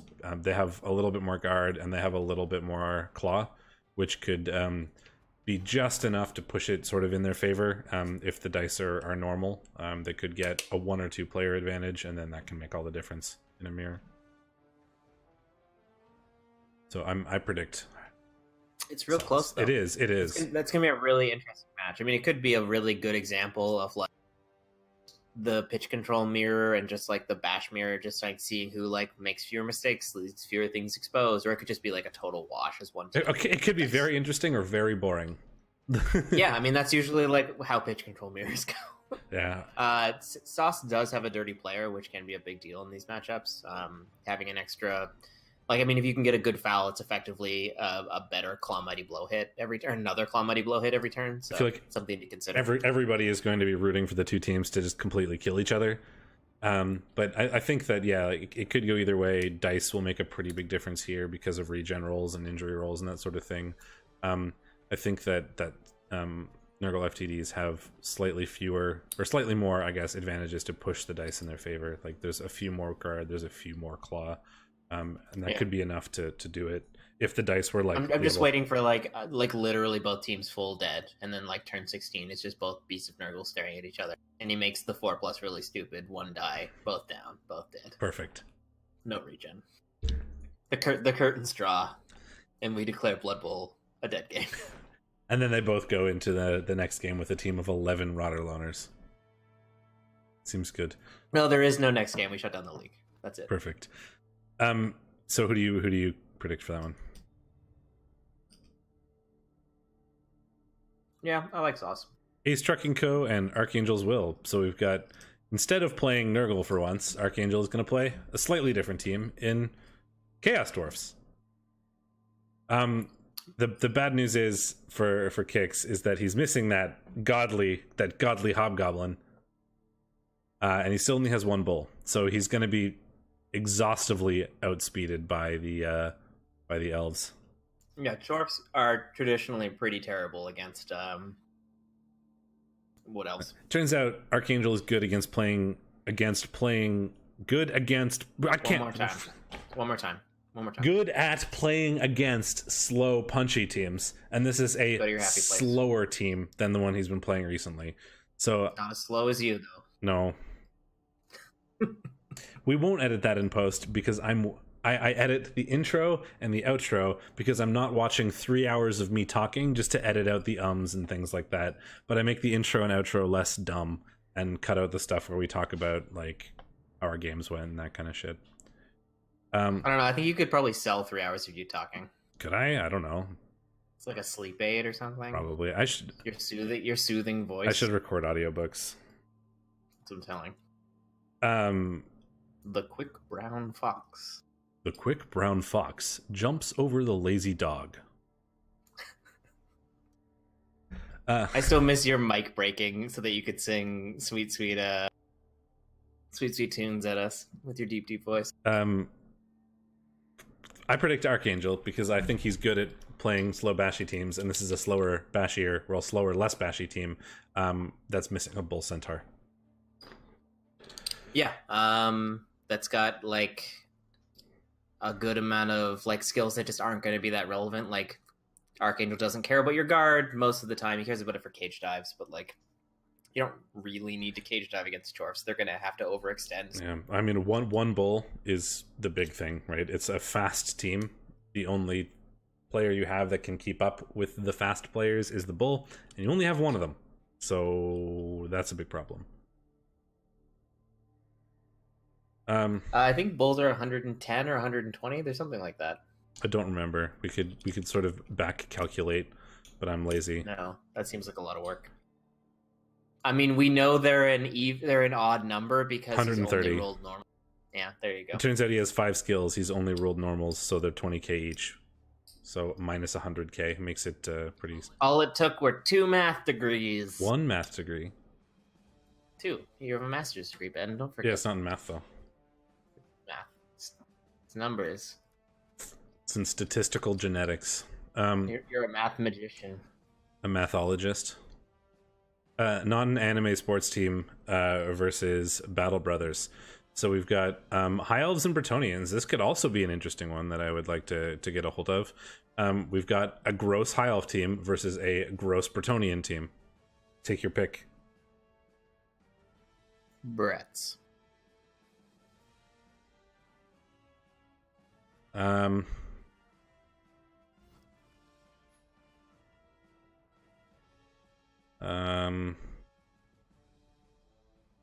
mean, I don't actually know. I just went with my gut. Yes, I think I like Brett's for this. Those blitzers are ridiculous. They're fast enough that they are going to keep up with whatever the high elves do. They also are mighty blow tackle, high strength, high agi. They can play the agi game just as well as the elves can because they've got 3 agi 4 catch blodge blitzers. So that they're going to be able to keep up with the elves. I don't know. This is hard. I'm just kidding. I actually think Arctic Hell's going to win. I think this is hard. Okay, well, let's make it contentious then, and I'll go Bretonnians, just so we have something to fight about later. This is exactly what happened last time, and then the Bretts won. So clearly, I've been, just categorically underestimating Keller. I mean, 3 seasons. He's good at Bretts. He got them to I remember looking at Kelleric's team right before I played it with my lizards and going, "Oh man, this is going to be a cakewalk." And then it was, and I was like, "Oh, see, look, Bretts, whatever." And then he won the division. It's like, oh, yeah. It turns out that early in that season, that was when we were in the same div, was it? Yeah, that was the time I was doing incredibly well into the last 3 games, and then my team imploded. Yeah, that's because that was his first season or second season with that Brett team, and he had all he really had was a couple of blodge. So, and it turns out when your whole team is strength 4 because you're lizards, you don't really care. Whereas it made it really hard for me. But now it's leveled a bunch and is way better. Yeah, I think the people who won the div in the end were Rex and Caloric, and I beat them both very early in the season, and I was like, "Oh yeah, man, I got this." And then it just all kind of because someone. Yep.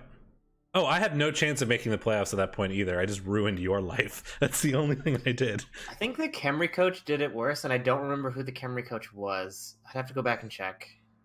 But the Khemri coach is the one that effectively killed Dr. I had a reasonable season that season. I could have made playoffs, but then I think I lost to Rex, I believe. I was missing a tackle piece, and I didn't have a good matchup against Skaven and got annihilated. And that kind of put me in a position where I could technically make playoffs if I won everything and everybody else lost everything, but that's probably not going to happen. And then I just settled with making it so you didn't make it. Yeah. I think, who was your mentor, Caloric? I remember I got a message from your mentor beforehand because I run the mentor program, and they were like, "Caloric is my mentee. Please be nice to them." And I beat you up. As my lizards just randomly beat up a lot of people. I picked Bretts. We still have another division to do. Oh, I think it was JJ Cash. Yeah, he was like, "Oh yeah," he was like, "Caloric's my friend. Be nice to Caloric." And then I wasn't. But it's fine. My lizards got what was coming to them for sure. No, Div 2B is better, and that's only because I'm currently winning it. It's the only reason why I like it more. That'll probably change, but for now, I'm currently at least tied for first. This is the leaderboard for Div 2A. We'll look at the matches and then we'll go back and talk about that in more detail. Superfed has already played his game, so we won't talk about that for this week. But yeah, he whooped some Zons, but it was I think it was actually 1,000 TP difference, something like that, because the Zons had a really bad game the week before, and Superfed is incredibly bloated. So I think the Zons legitimately got 800 TV. Good lord. Inducements. Greenskin Brawlers and Cantankerous Creations. What did we predict here? It was a tie, so it doesn't matter, but I'm curious to know what we did. We predicted the Orcs would beat the Lizards, and it was a tie. MVP on a Black Orc is certainly nice. He is now 1 SPP away from that level. Saurus MVPs are always nice too, because, hey, free Saurus SPP. Half the game, the ball was just on the ground. 63 blocks and 53 blocks respectively. Makes me feel like this game was just 2 teams slamming into each other, and then maybe a skink or a thrower got out and scored it at some point. But Professor Chaos saying he was on the losing side of a short kick blitz with the Lizards, which the Lizards were able to take full advantage of. That is, one thing the Lizards are really good at. Mm-hmm. That probably explains the tie rather than a win. Exposed balls. They can kind of do the elfish thing a lot of the time while also being an incredible pitch control team, so it can be tough to do. Lizards are very good at exposed balls. You heard it here, then folks. We have Amazons versus Lizards had already been played, I believe, because I do not have it on my list. 4 injuries inflicted for the Orcs, but none for the Lizards is another thing that occurred there, certainly. So the Orcs at least got a good amount of SPP out of their tie. Yep. And then in the Lizard versus Zon game, both MVPs going to injured players, but I think only one of them was legitimately injured. Yeah. Armor bust on Anita Mandalay is AV6 living on a prayer. Fogwire Fenbeast causing, actually receiving as many injuries as they dealt. Oh, wait, no. Wait, what the? Okay, so the Zons caused 3, but the Lizards sustained 6. Fouls, but also, maybe? Yeah, fouls or just failed dodges for skinks. The the lizards took a beating this game, but so did the Zons, and I think a lot of the 4 casualties for Zons were something serious, given their like really low TV for their game against Superfeds. Are you just gesturing at Melon? Yeah, I wanted everybody to see the cat in the box. I'll put her back now. Melon is making really angry faces. No, she was just yawning. She was just yawning. Sad your mic didn't activate. No, she was just yawning. She didn't. Oh, okay. Yes. Unfortunately, the MVP went to an already legend player, which is kind of a waste, but hey, it happens. Yeah, Zon's taking that down 2-1, and I feel like, man, bloody game. Like 6 casualties, 1 death, 1 KO, 4 casualties, 5 KOs. That 25 blocks sustained, 6 casualties sustained is quite a thing. That's like impressive. Very, very bloody, and the fact that many removals happened to the lizards is kind of unlucky, and may explain the 2-1 scoreline. What did we predict here? Nothing. It got played before we. Oh, right. I think like this is the second time that Fall has played before our recap. I think Fall just plays on Wednesday nights every time. Fair enough. Sometimes that happens. I mean, I tend to play on Wednesdays and Tuesdays after work. It turns out you get schedules and then you kind of stick to them. Then we have some team that I'm never going to say right ever. Felwith's Coada Doll and Rouge's Gallery. What did we predict in this one? High Elf versus Chorf, we predicted the High Elves would win, and lo and behold, they did. Surprise. High Elves are good. Yeah, once they're leveled, and these ones certainly are. MVP going to an almost legend lineman, and a Hobgoblin. The Chorfs actually had the ball more than the High Elves, so I imagine this was a lot of 2 turns, or like stealing and scoring and then just going back on defense, kind of typical elf play. A lot of blocks, though, surprisingly. The Chorfs getting 56 blocks is not really what you expect. That's like a bash mirror number of blocks rather than bash on elf. That's kind of surprising to me. It's a bit of a brawl. Yeah, and 41 for the elves as well, so a lot of punching in this one. Only sustaining 1 Kaz, but a lot of KOs for the elves. Turns out it doesn't matter when you score 3 times, though. A fell with Coda Doll, so I was close. Fell with Coda Doll. That was close. Coada Doll, whichever. Good. I mean, 9 SPP for that 1 elf. I assume he just scored all 3. Too narrow. And then we have Dorf versus Necro, and we predicted the Necro, and they did. They won. 1-0, but they won.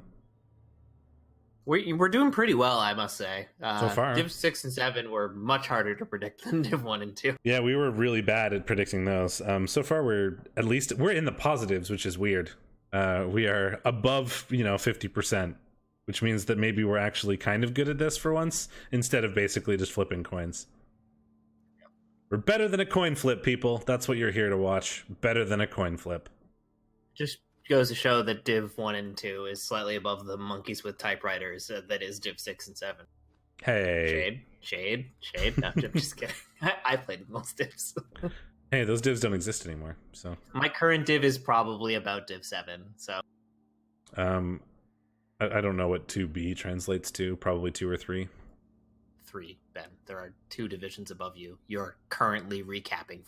Yes, I know, but I mean,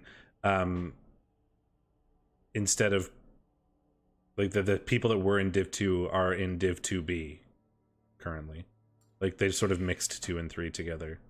I know, I'm just giving you a hard time. So yeah, that was a game. 1-0 for the Necro. Very dwarf scoreline, I guess. 57 just blocks and 44 blocks. So I mean, they punched each other a lot, and eventually one of them scored. To like, all right, one of us has to win this game. Yeah, kind of surprised to see the Necro on the winning side of blocks succeeded.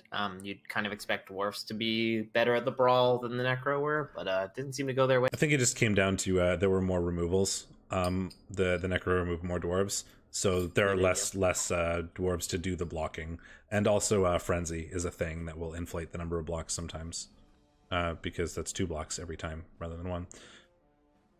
Yeah, so that's a 1-0. We predict the Necro. Correct. Thick, rich, and creamy. Rats against Teen Stars. We have, Jimmy Burrito and, you bet on the Necro, and I bet on the Rats, and you won again. Jesus, boom. I am getting crushed. Boom. Oh, 29 armor breaks. That's the thing. Look at that number. More armor breaks than blocks. Wait, what? No. How does that... I don't understand how that oh, yeah. Fouls. That's ridiculous. 9 KOs inflicted and 4 injuries inflicted. Well, that's the game. Oh, and piling on too. Yeah, that's true. You can reroll them. Yeah, pile on what's already a break, you get another break. That's 2 breaks. Yes. I've never seen that occur before, so I never thought about it. Razzlestorm, I'd recommend you don't get pitch cleared next game. You will win more games if you don't get pitch cleared. I mean, 26 blocks with 9 KOs and 4 injuries, and then if we look at fouls as well, it's still 9 KOs and 4 injuries. So there you go. But that's an entire team gone, and that leaves the Necro just to score whenever they want, and it turns out rats can't score if there aren't any rats to score with. And I feel like that's basically what happened.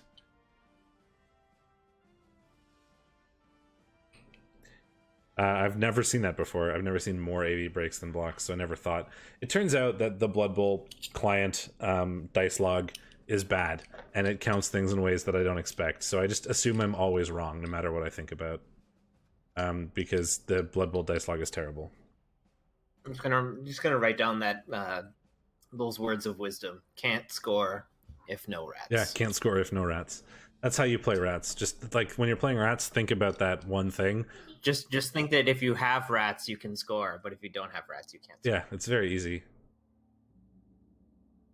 Yeah, I mean, the rat's actually succeeding more blocks than the Necro because the Necro ran out of rats too. Yeah, you just control them into the injury box. It's fine.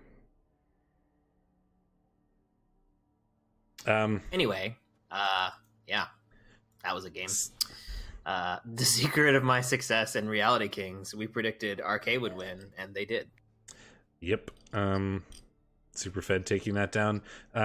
In a surprisingly low-scoring game for him, only 2-0 instead of like 4-1 or something stupid. Beating the shit out of the Orcs. I mean, we did 9 removals to 1 on 34 armor breaks. I mean, so we did expect him to get better blocks than those Orcs because he was equipped to deal with sort of pitch control teams, right? He's got a lot of guard. He can block where he wants pretty easily. But when you both block a similar number of times, the AV 8 and 7 team should not out-remove the AV 9 team. But apparently what happened...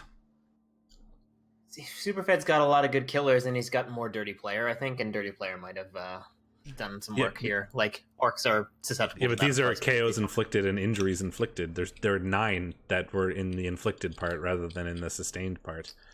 So doesn't that not count fouls on the inflicted part? I don't know. I don't pretend to know how the dice log works. But still, 9 removals on an armor 9 team, even if you're fouling all the time, is a lot. So not only the Orcs armor only worked 65% of the time, which is certainly so it doesn't count fouls. So Superfed just literally beat the shit out of it. Yep, which is not how we expected him to be able to outblock the Orcs and get good blocks and that kind of thing, but like when an armor 9 team plays an armor 8 team, the armor 9 team doesn't expect to lose 9 of their players while the armor 8 team loses none or 1. Clearly you've never played an armor 9 team. That's true. I only play armor 9 teams, and that always happens to me. So like never mind. You just don't. So you've played dwarf. You've actually played a good amount of dwarves and orcs. So yeah, you know that name. Yeah, dwarves, orcs, and Nurgle. I mean, yeah. I just love that my clan team like was this monstrosity of like floating mighty blow dwarfs, and I like just never really beat the crap out of anyone other than I think Trunkhead once, and then I give the team to Chubstep in his first game. He just totally annihilates a Necro. Yeah, well, I'm like, here, Chub, and he's like, I like mighty blow. He does. Well, I mean, we decided to give him dwarfs this year, and then he's like, cool, I'll practice dwarfs, and he went to play dwarfs in CCL and was like, I really like dwarfs. It's like I think we found his team for him. Chubstep is a fucking degenerate, apparently. Yeah, so interesting game for sure. Unexpected, not result, but unexpected kind of the way it all played out. And then Oathblow versus the Rowdy Rebel Rousers. This was a game. I don't know if anyone saw the match report. we'll I mean, certainly let me look at this part. 23 armor breaks, 5. Yeah, that's the similar blocks, 12 removals, 2 deaths. Yep, 7 KOs, 7 casualties, and 2 deaths sustained. Yeah, 16 removals on a 11-person team. Yeah, got it. Well, no, kills are counted in cast, so it's 14 removals. That's so dumb. I hate. Get your shit together, Cyanide. All right, so let's just jump right to the teams because I know that. Look at that SPP. Crown Jelly is first. Would you like to open up the team and tell me what is missing? Are you ready to see? So remember that one player that were like, "Hey, he's really good, but he's probably gonna die." Well, you'll notice something is missing from this Norse team. That player died. It's the Strength 6 AV7 block Yeti. Yep. The glass cannon Yeti was shattered. Dub skulled, killed itself. Apo fail. Dead into dead. Yep. F. I mean, we knew it was going to happen at some point, but like, not like this. Never like this. Yeah, the crazy Yeti that were like, he's really good, but he's gonna die someday. And I think even when we were doing the predictions, I was like, I'm worried about that Yeti's life. Well, I was right. Somebody watch that video, last week's video. I'm pretty sure I said I'm worried about that Yeti's life for this game, and he's dead. So maybe I shouldn't be predicting things because people's players are gonna die. Yep. So he's down. One of his other deaths was an Ulf, I think. And the other one is MNG. He's only got one. Yeah, this one's MNG, and he's only got one other one. So I think the other one is a dead Ulf. So he lost 2 key positionals. Yeah, this is gonna be a rough slow to level positionals. A rough game this week for him, I think. Oh, it was a level 4 lineman. I guess he just didn't have another Ulf. It's really hard to keep track of your guys' teams. I'm not gonna lie. It's true. Still has like good players. He's got a crazy good thrower. He's got a thrower. I rescind crazy good. Though it has rolled Agi. That makes it better. He could Hail Mary pass on a 2+. Wait a minute.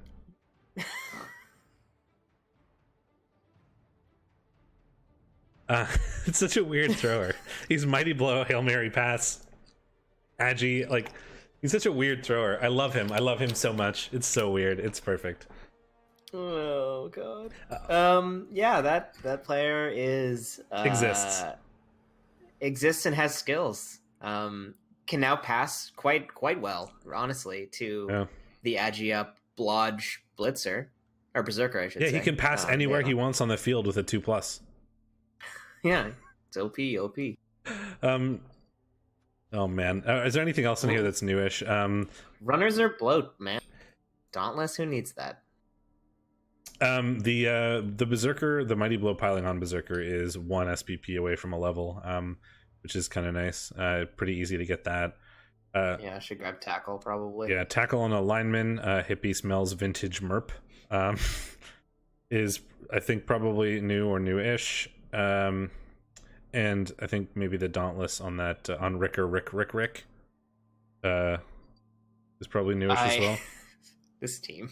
It's a team. I love it. I love it so much. I'm sad the Yeti is dead. It feels a lot like a Chaos Cup team.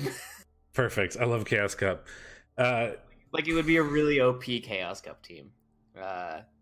It's really novel. Speaking of which, I think that's what I'm going to do for my next 1 minute, because you can only do 1 minute for 2 seasons, and this is the 2nd season for my Bretts. I think I'm going to roll like a D, however many teams there are in the game, and then play whatever team I roll as Chaos Cup. And just I might get like goblins or like vamps or some team I've literally never played before, and we'll see how it works out. Something OP like undead, probably, knowing me. Yeah, I'll re-roll it if I get undead. I play too much undead. Anyway, yeah. So his match this week is probably going to be a little rough with no Ulfs and the Yeti being dead, being down a decent number of players. But he'll get some inducements for sure, which he could probably utilize. The secret of my success and Russellford Sea Butter put out a cool video recently, by the way, like the State of the League thing. Yeah, you should totally check it out. I did at work while I was working. I listened to it, and it was certainly good. I stopped listening after he stopped talking about me, but you know, he did like a quick review of like Div 1, 2A, and 2B I think, and I listened to the 2B part, and then everything else in the video. Anyway, what do we have here? Looks like we picked up Grab on a Black Orc. He's already got Mighty Blow, Guard, and Stand Firm and Block, so what else do you take if you don't roll like doubles? Seems good to me. Keep players where you want them to be, potentially allow you to foul better if you pull them back. 1 turns are not generally on the table for Orcs, but you could try if you wanted to, I guess. I would. I mean, you literally need all 11 players on the field to chain push a movement 6 player enough times. He's got a frenzy, so he can cheat one of those. He only needs 10 players. That's true. I think you still need 11 for the positioning. I don't know. I haven't thought about movement 6/1 turns with frenzy very often. I know you can do it with movement 6 and 11 players where some of them are strength 4, because I've like looked at how to do it for chaos teams. And so Orcs are similar in that they have strength 4 and movement 6, but anyway, that's kind of irrelevant. Mighty Blow on Pod Jump In is probably pretty new. That's good. I mean, this team has not very much in the way of blitzer levels, other than Solo Vexer, who's ridiculous. The other ones are the middle two there, Pod and Warped Zero, don't have a whole lot going on. So getting Mighty Blow to help him a little faster. Warped Zero is like a lucky Kaz or a touchdown away from leveling, so it shouldn't be too hard to get him leveled. Orc blitzes are a lot easier to level, so this is if you're gonna have a tall Orc team, you want it to be this distribution rather than the Dwarfs also don't have strength though. I mean, they could do it without frenzy, but they have to roll uphills, I think, if they do it like. I don't think strength is usually relevant in 1-turn considerations, because you're usually rolling. Well, it's so that you can get 2. It's so you have assists because you have lumps. It's so you can get 2 dice. Yeah, but you have such a lump of players that you usually have 2 dice anyway. Maybe. Pretty sure you can do it without frenzy. Maybe I'll look at that after. Then let's see. Anything new? I mean, maybe. I think that's probably the only thing new is Pod Jumpin's Mighty Blow. It'll help him get caught up faster. He can go tackle piling on, become like the killer that this team is missing. I mean, he's got a lot of Mighty Blow, but he doesn't have like the Mighty Blow piling on player, and a lot of the Mighty Blow is on Black Orcs, which is more there to help them level more than anything else. Like, they're not going to be blitzing terribly often. It helps when there's players stuck on them, and Stand Firm and Guard certainly helps that. You can get a few more Mighty Blow hits in, but you don't have that Elf Hunter or Skink Hunter or, you know, whatever you want to call it, like the Blitzer with Mighty Blow tackle piling on kind of thing. So that would be nice to get. Thick, Rich, and Creamy, the Necro. Level. According to Fumble, you can do it with Chaos with 11 players. Yeah, that's what I said. So, like, some of it matters. Some of it matters for the movement of some of the players, because when you're blitzing, you need to like move the blitzer around into a different position. So I think that's why you don't need frenzy as long as you've got a good amount of movement 6, which Orcs sort of do. They might need. They've got 5. I mean, they can probably roll. But yeah, dwarfs need 11 players and 2 troll slayers, 2 frenzy. Yeah, because they don't have the movement to get players in positions and stuff, right? Probably. I don't know. I didn't look at the articles. Fair enough. Thick, Rich, and Creamy. We've got a MNG'd Flesh Golem on 99 SPP. We've never seen a Legend Flesh Golem, have we? I don't think so. Not that I can remember. Yeah. They tend to die. He is on his way. We've got one with 99, so... I hope Havarti Makes You Farty is one of the like legend players in Imperium. That would be such a gross pillar to crack.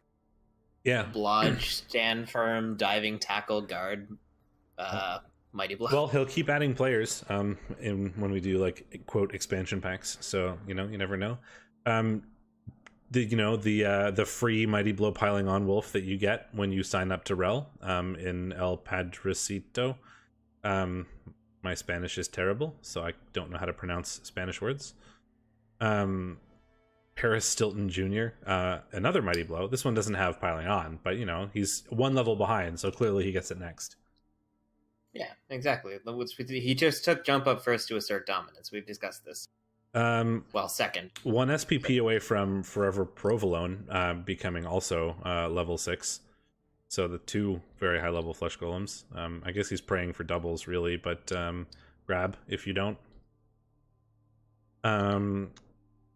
I think the Fend is new. I would go tackle over grab on Melty Monterey Jack. Are you talking about? I was talking about. I was like, he already has tackle.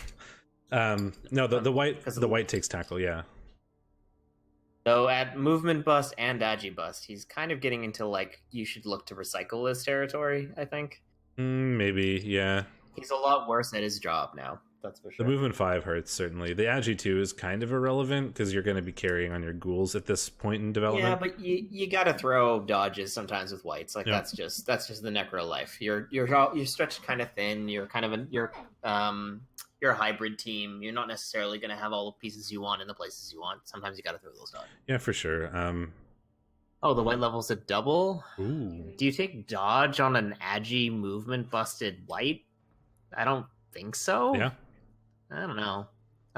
Then he becomes Blodge Firm Guard. It's like a third Blodge Firm Guard piece. Or second Blodge Firm Guard piece.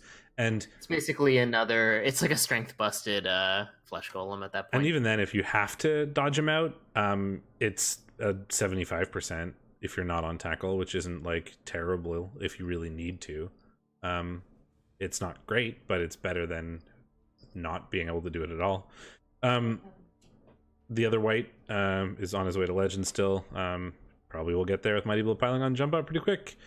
Ghoul has picked up Fend, so that's like the other sort of skill you might as well take on a ball carrier. He's got Blodge, Sure Hands, Movement, and Fend. I think I'd have gone Sidestep over Fend. I like Sidestep more broadly than I do Fend. I like Fend on ball carriers in particular. It turns out you can follow up even no matter where you Sidestep to, and that still leaves you with the 1 in 9 dodge if you're like in that position where they blitz your ball carrying Ghoul.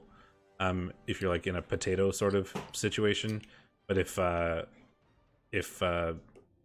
have Fend, they can follow. Fend, there's only one option. So Fend is better in the instance where like your opponent literally only has one person available to like deal with your ball. But in every other situation, Sidestep requires more commitment from your opponent to like nullify the effects of it. Like the outcome isn't as good as it is with Fend, but like you can Sidestep to so many more annoying places that your opponent needs to use more players to like avoid getting fucked over by Sidestep. I think in general, Sidestep is certainly better, but specifically on a ball carrier, I like Fend. But then again, I don't often get players to the point where it matters. Most of my teams that make high TV are not ones that have agi access ball carriers. I play Undead a lot, but most of those Undead games are short leagues rather than eternal leagues, because that's where Undead sort of shine. So I don't tend to get the like level 5 Ghoul ball carrier ever. They normally end up like level 2. But I mean I like Fend. Either one would have been fine. I think I like Fend, but they're both certainly good options. Gorgonzola looks like he's got block relatively recently, which is handy. He's kick, so you're going to want to keep him around, keeps him alive a bit longer. A couple guard zombies I'd love to see. Yeah, zombies are nice just to have anyway. They're AV8 regen. They tend to stick around. Yep, it's a good looking team. Looking forward to see how it does in the season. Death Roller. Yes. It's the coal train, baby. It's a hell of a Death Roller at Mighty Blow, block, piling on, grab guard. Yep, he's a Death Roller. How many people has this killed? It's only killed 3 people. Not enough. What's his stadium? I think he has a bribe stadium. We've looked at it before. He absolutely does. Anything newish? Referee resting. He's got his new Troll Slayer, but no levels there. He leveled it up to level 3 to assert dominance. That's not something we see very often. He spent $200K on it. I was thinking about doing that just because I was saving up money in the OI to try to buy somebody, and then I rolled, and then I figured I probably wouldn't get the players I want, and worst case I'll just grab the level 3 stadium for dominance, and then I rolled 1s for literally 3 games in a row, so didn't get money. Yeah, look, pretty good looking Dorf team. It is somewhat underdeveloped in the on the actual positionals. Like the Death Roller is clearly hogging a bit of the SPP here. It does have a really good runner in Barn, whatever. Movement up, Blodge, Fend is incredibly difficult to deal with and gives them a little bit of extra wiggle room as dwarfs, which you need sometimes to score. The other runner is a passer. One of them has accurate and the other one has pass. Like,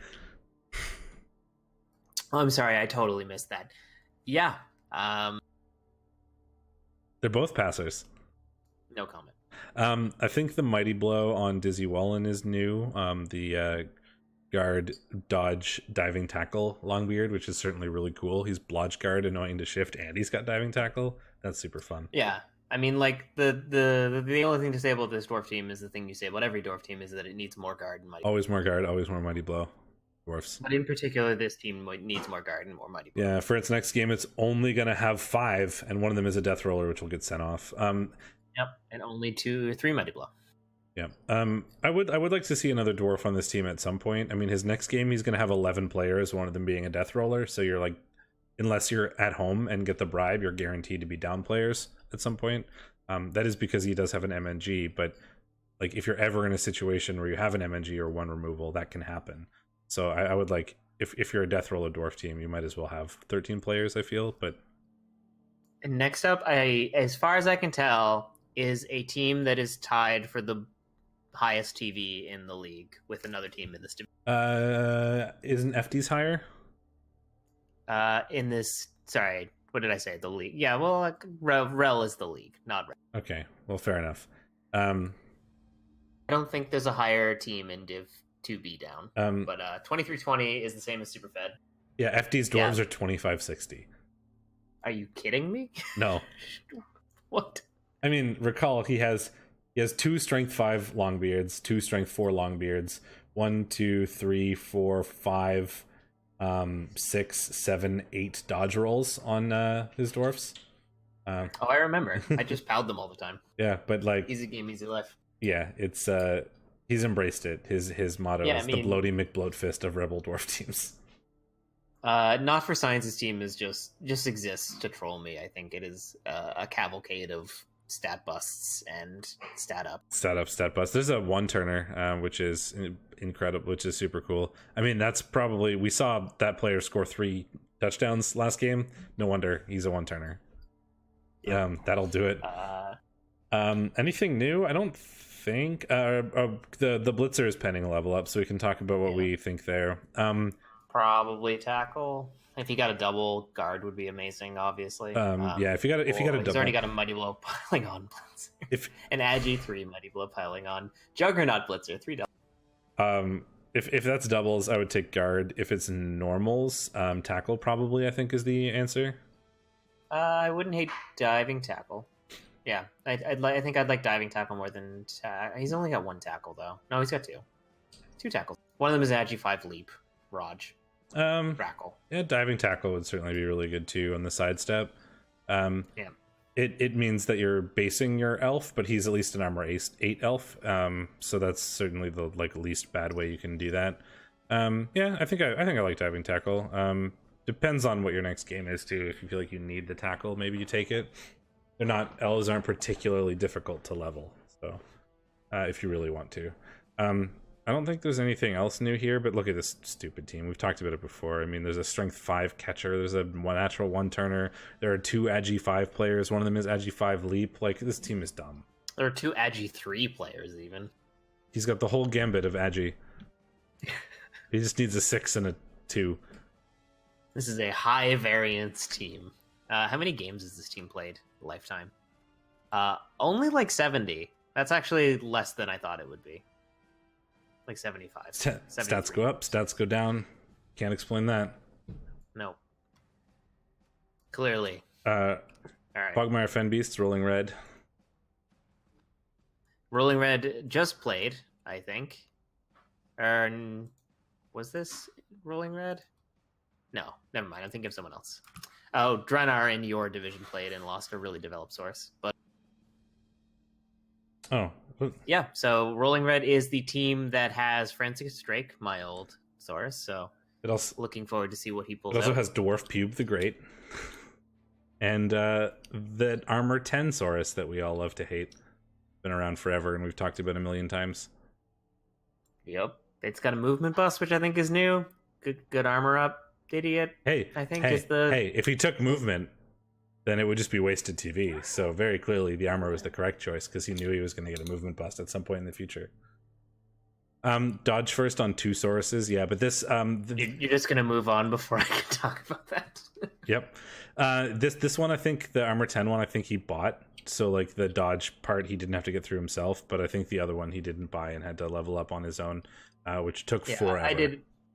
I did a dodge first player in college because I didn't understand what I was putting myself through, and I think the game he leveled up to get Blodge Guard was also the game he AV busted. So yeah.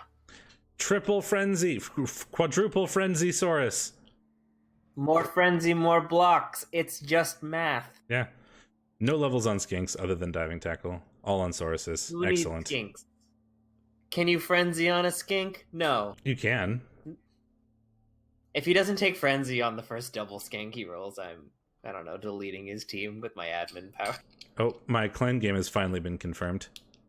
It just popped up. Nice. They were debating. He's like, I'm not gonna confirm in case we decide to use a power. Like the only thing he had was an MNG dwarf, so I'm not really sure why they would, but maybe they're considering because the rest one is not confirmed power, right? It's just you do it. So the only thing I could you use get is you get an MNG clear, and it's a pre-round power. It's not a post. So the only thing they would have considered using is EIC, but why would you EIC at an MNG? That seems weird to me. Anyway, assert dominance. Well, you'd be EICing an MNG into an MNG. Yeah, so I don't know why they didn't confirm it, but whatever. Yeah, I mean, it's good. It's cool. Like, it's a cool Saurus. It's a cool lizard team. You don't normally see this many Frenzy. There's a decent, there's a sidestep Saurus, which is not something you see very often. A lot of Frenzy. Like, most of the levels are on Saurus, which is I kind of how you swear want it to this be. team is just trolling me. It's like a series of arguments that I've made. I'm like, you never take sidestep on a player that can get stand firm, because most of the time stand firm, and it's not a double. He's got fucking sidestep. A Blodge Step Saurus. Yep. You know, people are always like, "Oh, Not for Science's team is trolling you." No, this one is, and it's been trolling me for like several seasons. Yeah, we've recapped Rolling Red a couple times now, so we've seen this before. Nothing. I don't think there's anything particularly new here, but I like it. You don't. It's funny. Cantankerous crustaceans with the. Oof. Let's see what's going on here. Is this a niggle? It's not a niggle. It's just an MNG. He's all right. Mickey Smith is okay. The AV bust on Vaginosaurus. Oh, it's actually just an MNG. He was already AV busted. Go ahead. I thought he was missing Saurus, but he's not. It's missing Skinks. Yeah, I mean, it's still a really good team. It's going to have a rough next game because it's missing one of its 3-star skinks. And so it can't do quite the agi bullshit that it normally can. And it's missing a killer Saurus, but not the only killer Saurus. Anytime you're down Saurus as lizards is certainly a problem. And it's one of his 3 leveled Saurus, so he's missing one of his good Saurus as well. Yeah, tall lizard teams are a problem for sure. You definitely want wide when you're building Saurus. Tall is a big problem. He could end up getting Slibbly depending on who his matchup is. He's Cantankerous versus the Rowdy Rebel Rousers, who have 2.1k Nurgle. So yeah, he's gonna get Slibbly. Yes, Slibbly, an extra Apo, a wizard probably. So he's gonna have some tools, but he's gonna be in an uphill battle. 2 SPP until Krabby levels up, and you can grab probably guard. Do we have anything new-ish? I don't think so. That looks pretty. The sidestep on Cliffs of Dover might be new, but that's kind of irrelevant compared to the fact that it's a Strength 3 block skink, and it's the second one. I hate this. I love Strength 3 block skinks. It's so. I mean, funny. it's a great team, but I hate it nonetheless. Who goes on the line? Saurus. It's lizards. It's always Saurus. You put skinks on the line when you're facing claw teams, but that's not a luxury that this team has. So. Or if they super don't have tackle. I mean, he could buy 2 rookie. Oh, I'm getting shut out from the rest of the apartment. I think they're gonna watch something.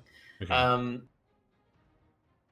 You could buy 2 skinks to have rookies because you do have 120k, but I would hesitate to spend all of your money before going into a Nurgle match. Oh yeah, it's the next match is super unfavored for him. I mean, he's gonna He's not going to be pleased to go up against Nurgle missing a bunch of players and that kind of thing, but you will get a lot of inducements, so I mean we'll see. Fallen Wonders, Fall, Amazons.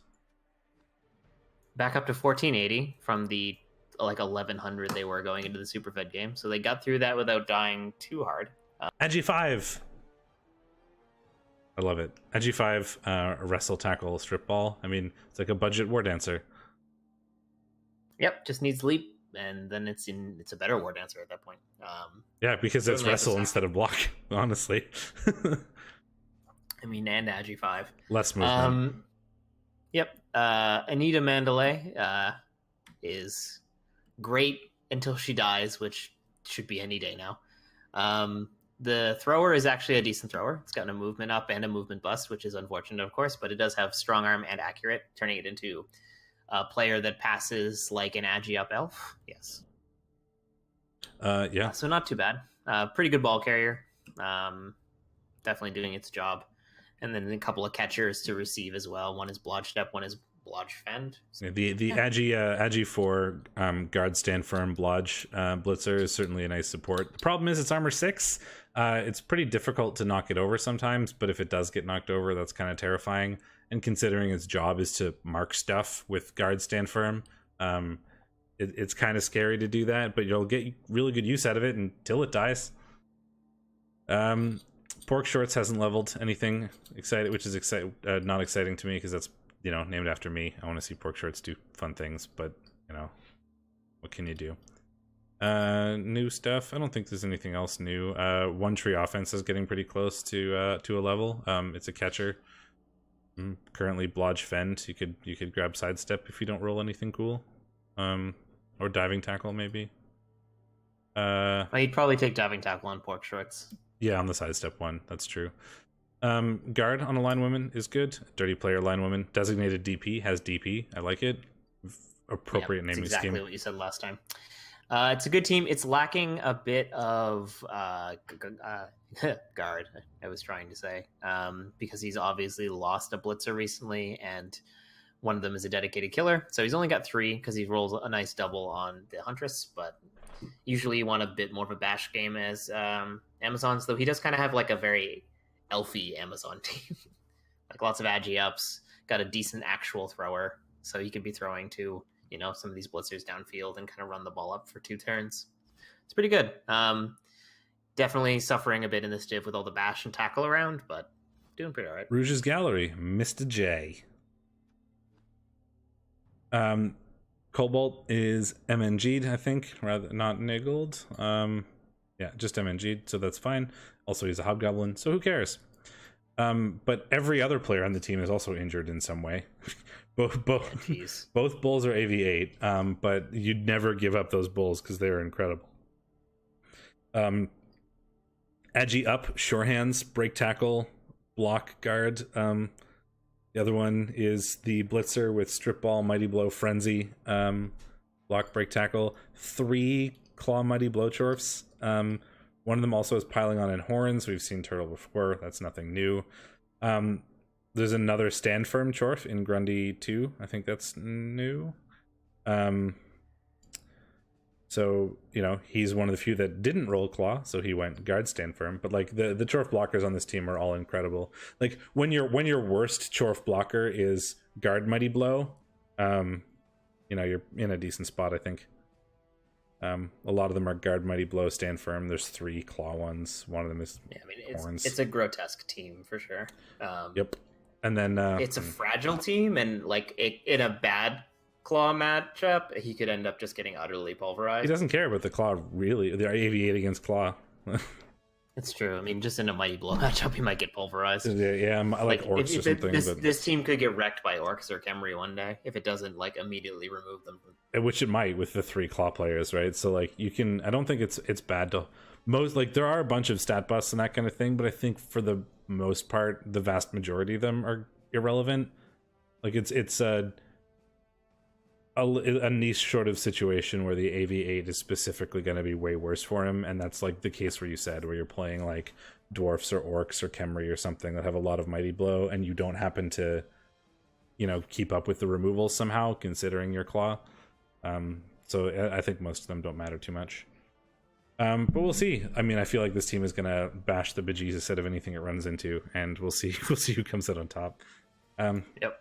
I think the Wrestle is new in a Hobgoblin, but he's a Hobgoblin, so who cares? Murderers Row. It's a Necro team. It's got a Palm Wolf. It's got an Agi Wolf. What more do you need to know? You know. Free Palm. Was that you loudly opening a bottle of rum? It's full of water, actually. But yes, it makes me feel like a pirate to drink out of a cool green glass bottle with a cork that makes a fun sound. But it's full of water, and I just keep it on my desk so that I drink more water. Is this going to become an ASMR stream for alcoholics? I mean, I can keep opening it if you want. Okay, it's getting louder. I put it closer to the mic, so yes, it should. I mean, my headphones are too noisy for that. It's fun. Plus, the cat can't knock it over and spill water everywhere. In a real unfortunate turn of events, John Wayne Crazy II has eaten a niggle. Oof. It's a real good white to be eating a niggle, and you're real sad about it. Especially because he's coming up on level 6.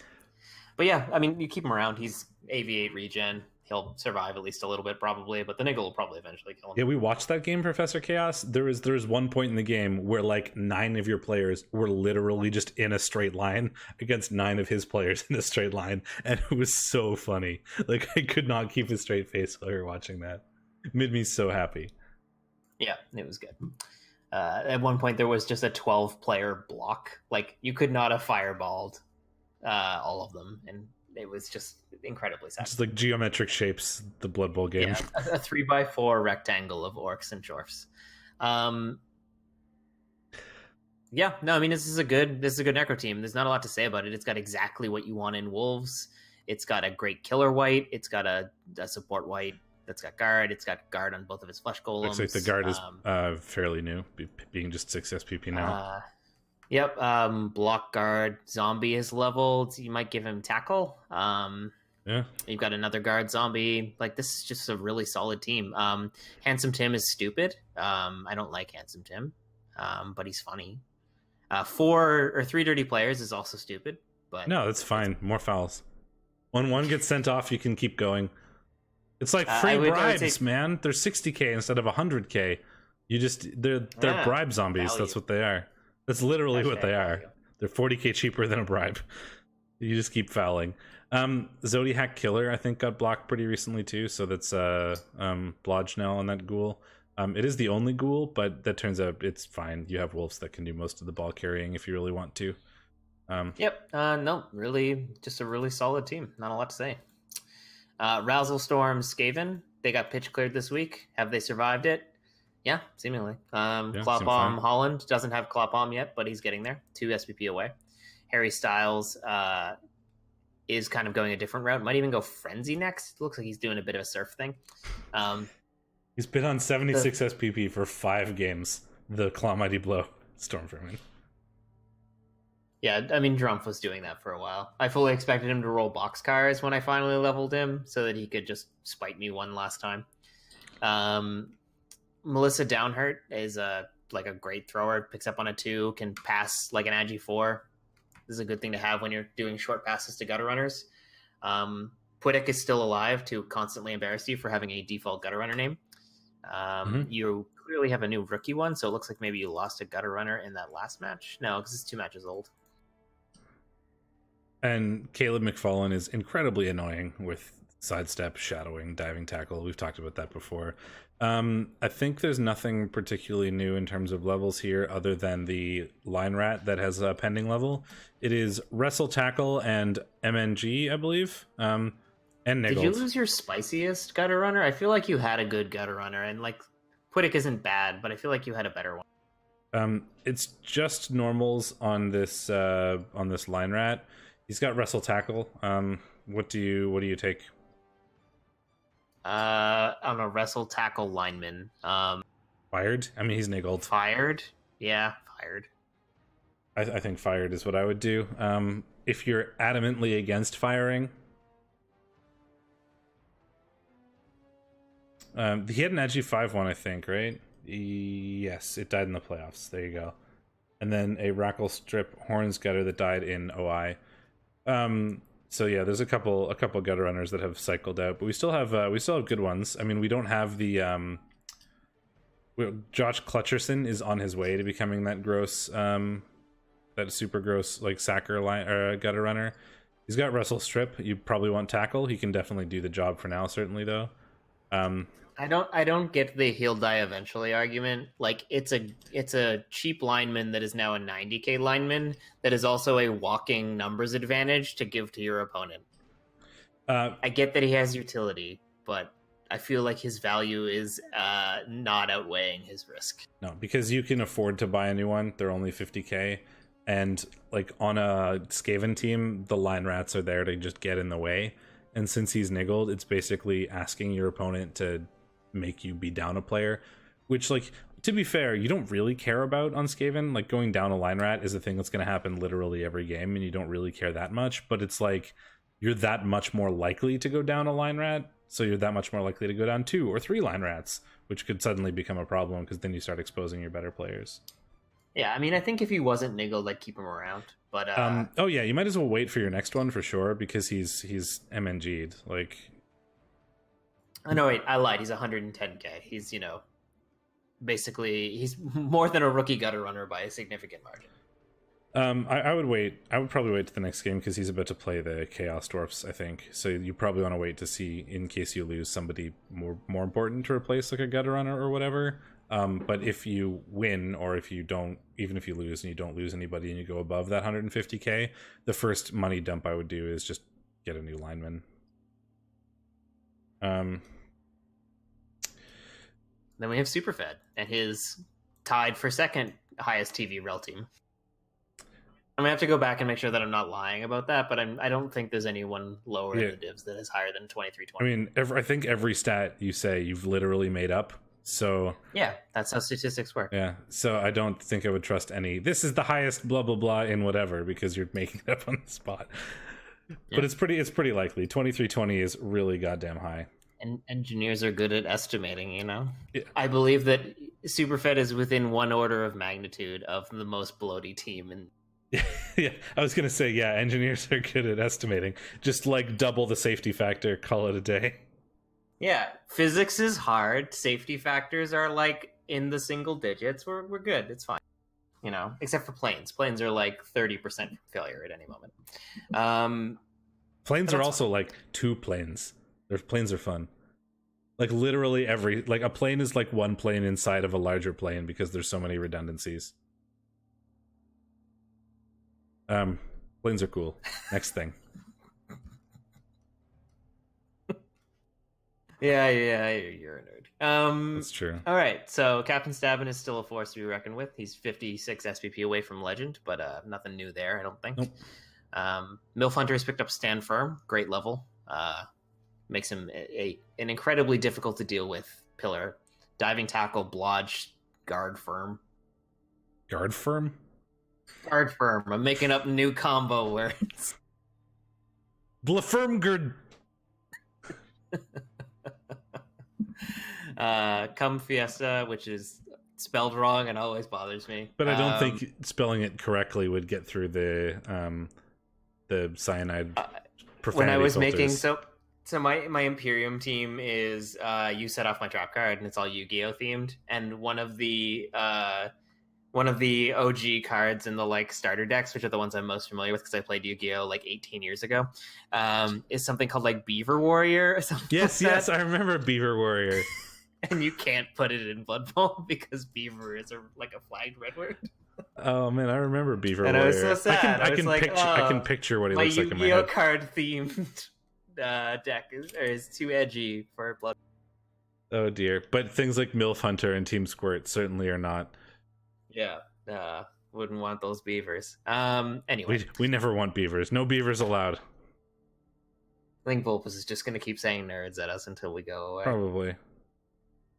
Yeah, Nazi Germany is fine, but SS is bad. Like, the word filter is baffling. I don't understand. to say. Yeah, there's a reason all the clan teams had to be named SV instead of S5 because S5 looks like SS, which is a banned thing. Yeah, SS is banned and S5 is banned. Yeah, but not literally the word Nazi. I don't know. Let's not talk about Nazis anymore. Or maybe it's banned in player names, but it's not in location. Maybe there's no filter on stadium names. I don't really know. Yeah. Well, it looks like we got wrestle on Happy Tugs, which is somehow really appropriate, and I like a lot. Anger the Blitzer has picked up Frenzy, which is new, and that's definitely useful to have on a leap piece. Means you're always going to be a surfing threat. Like you can't really sideline cage against this team. There's no way to do it safely. No, they just leap into if they have to leap in to cover up one of the squares you could get pushed to. They can do it. I mean, even if the ball is 2 squares off of the sidelines, you can just leap in and frenzy them off of the pitch. Yeah. If you can just get enough. And they can also do things like leap the sidestep guys in to places so that the pushes are guaranteed to push them off the field rather than back. And you can't normally you can prevent that a little bit by putting players in places where they'd have to do like a 4+ dodge to put their player in the position to allow you to do the surf. Turns out if you can just leap there, it doesn't matter, and then they're sidesteps, so they're not getting surfed anyway, counter surfed. Yep. So you can do a lot of cool surfing with this. Yeah, it's a really good team. Team Squirt is like an excellent 2-turner at movement 8, catch, blodge step. I mean, he's just perfectly equipped for like being sent up the field and then having like a short pass or a handoff given to him and then running it in which Superfed likes to do because he likes winning 3-4-0. In the VIP as grab now, but I don't think that's new because I think we talked about it last time. But Kislev are definitely one of those teams, by the way, that I was talking about earlier that love to be on defense and kind of hate to be on offense, and Superfed gets around that by just never being on offense for more than a turn. Yep. Works out. Rowdy Rebel Rousers. Atomics. Nurgle. I haven't had enough Nurgle for the night. I definitely want to talk about Tentacles and Mighty Blow and Claw for more time. Yeah, for sure. Hey, look. It's a block guard beast, but it's movement busted. It's not as good as that other beast, but it's still a pretty decent beast. That block is new because he's 16 SPP. Yep. So that's really cool. I think the lucky movement bust is also new. Lucky level up there, which is certainly really nice. Block beasts are so good. Like suddenly you become way less afraid of like throwing that 2-die at the end of your turn if he's not doing something more useful. So you can get him leveled a bit faster because you're more likely to throw blocks. And then when you do get him in a really good spot, he's that much harder to shift because people can't just 1-die push you because the both down won't get you out of the way anymore. Super good. Yeah, I mean, he means he desperately needs stand for him because movement 3 is obviously a liability. Yeah, but he's so like beasts are pretty slow to level. I mean, I would be, but you don't get rid of a block beast. I would just be like more aggressive than normal on throwing blocks with him to try and get the level. I mean, he's gonna level. He's gonna level easier because he has block, and it turns out block is a kill skill. So. Yeah. Sand Dune is a claw palm tackle Nurgle warrior. Not how I like to build Nurgle warriors. I don't like them on the ground. But I've never built a Nurgle warrior. I have 2 built a Nurgle warrior to like level 2. I played Nurgle once in Upstarts. Wow. But Nurgle warriors are basically the same as Chaos warriors, except slower and stupider. And I've built Chaos warriors. And it depends. Some people like claw. Some people will take palm on the warriors. Some people won't. It turns out Claw Palm is a very, very, very good skill combination. It can win you games. So some people will just not pass that up on any opportunity. So you can't like argue that it's terrible. It's just not. I don't think it's terrible. Certainly, it's just not how I do it. He doesn't actually have a Claw Palm other than the Sand Dune, so it's not a bad pick in this case because he does want to have that one opportunity for like a greedy pile. I like the piling on because I like having piling on Claw Mighty Blow at least on somebody on your team, and not having it on a beastman means you should have it on a warrior. I feel like he did have it, and then Ornin Water Closet's predecessor died, and then now he's got a killer Nurgle warrior, but. I like keeping them on their feet and making sure that a Pestigor gets it, but the Pestigors can be really far away from it too. Turns out every player on a Nurgle team is really far away from a lot of skills, so it's kind of relevant. Hey, look, the Agi Up block Rotter has picked up kickoff return. He's a ball carrier now. Yep, easy. I think it's actually Ornin World Champion, but Ornin Water Closet is definitely how I read it every time. Same. So. Me too. I like it better. Oh, playing along. no jokes, only serious things here. No jokes. There's also an Agi 4 Strength 4 Pestigor, which is really cool. We've seen that before, turns out, in Div 1. This one also has Wrestle, so you'd love to get Tackle on that, and you've got a really, really cool Sacker. He can dodge into a lot of places. He's Strength 5 on Blitzes. Wrestle, Tackle, Strip Ball would be incredible on that player. Frenzy might not even be a bad shot.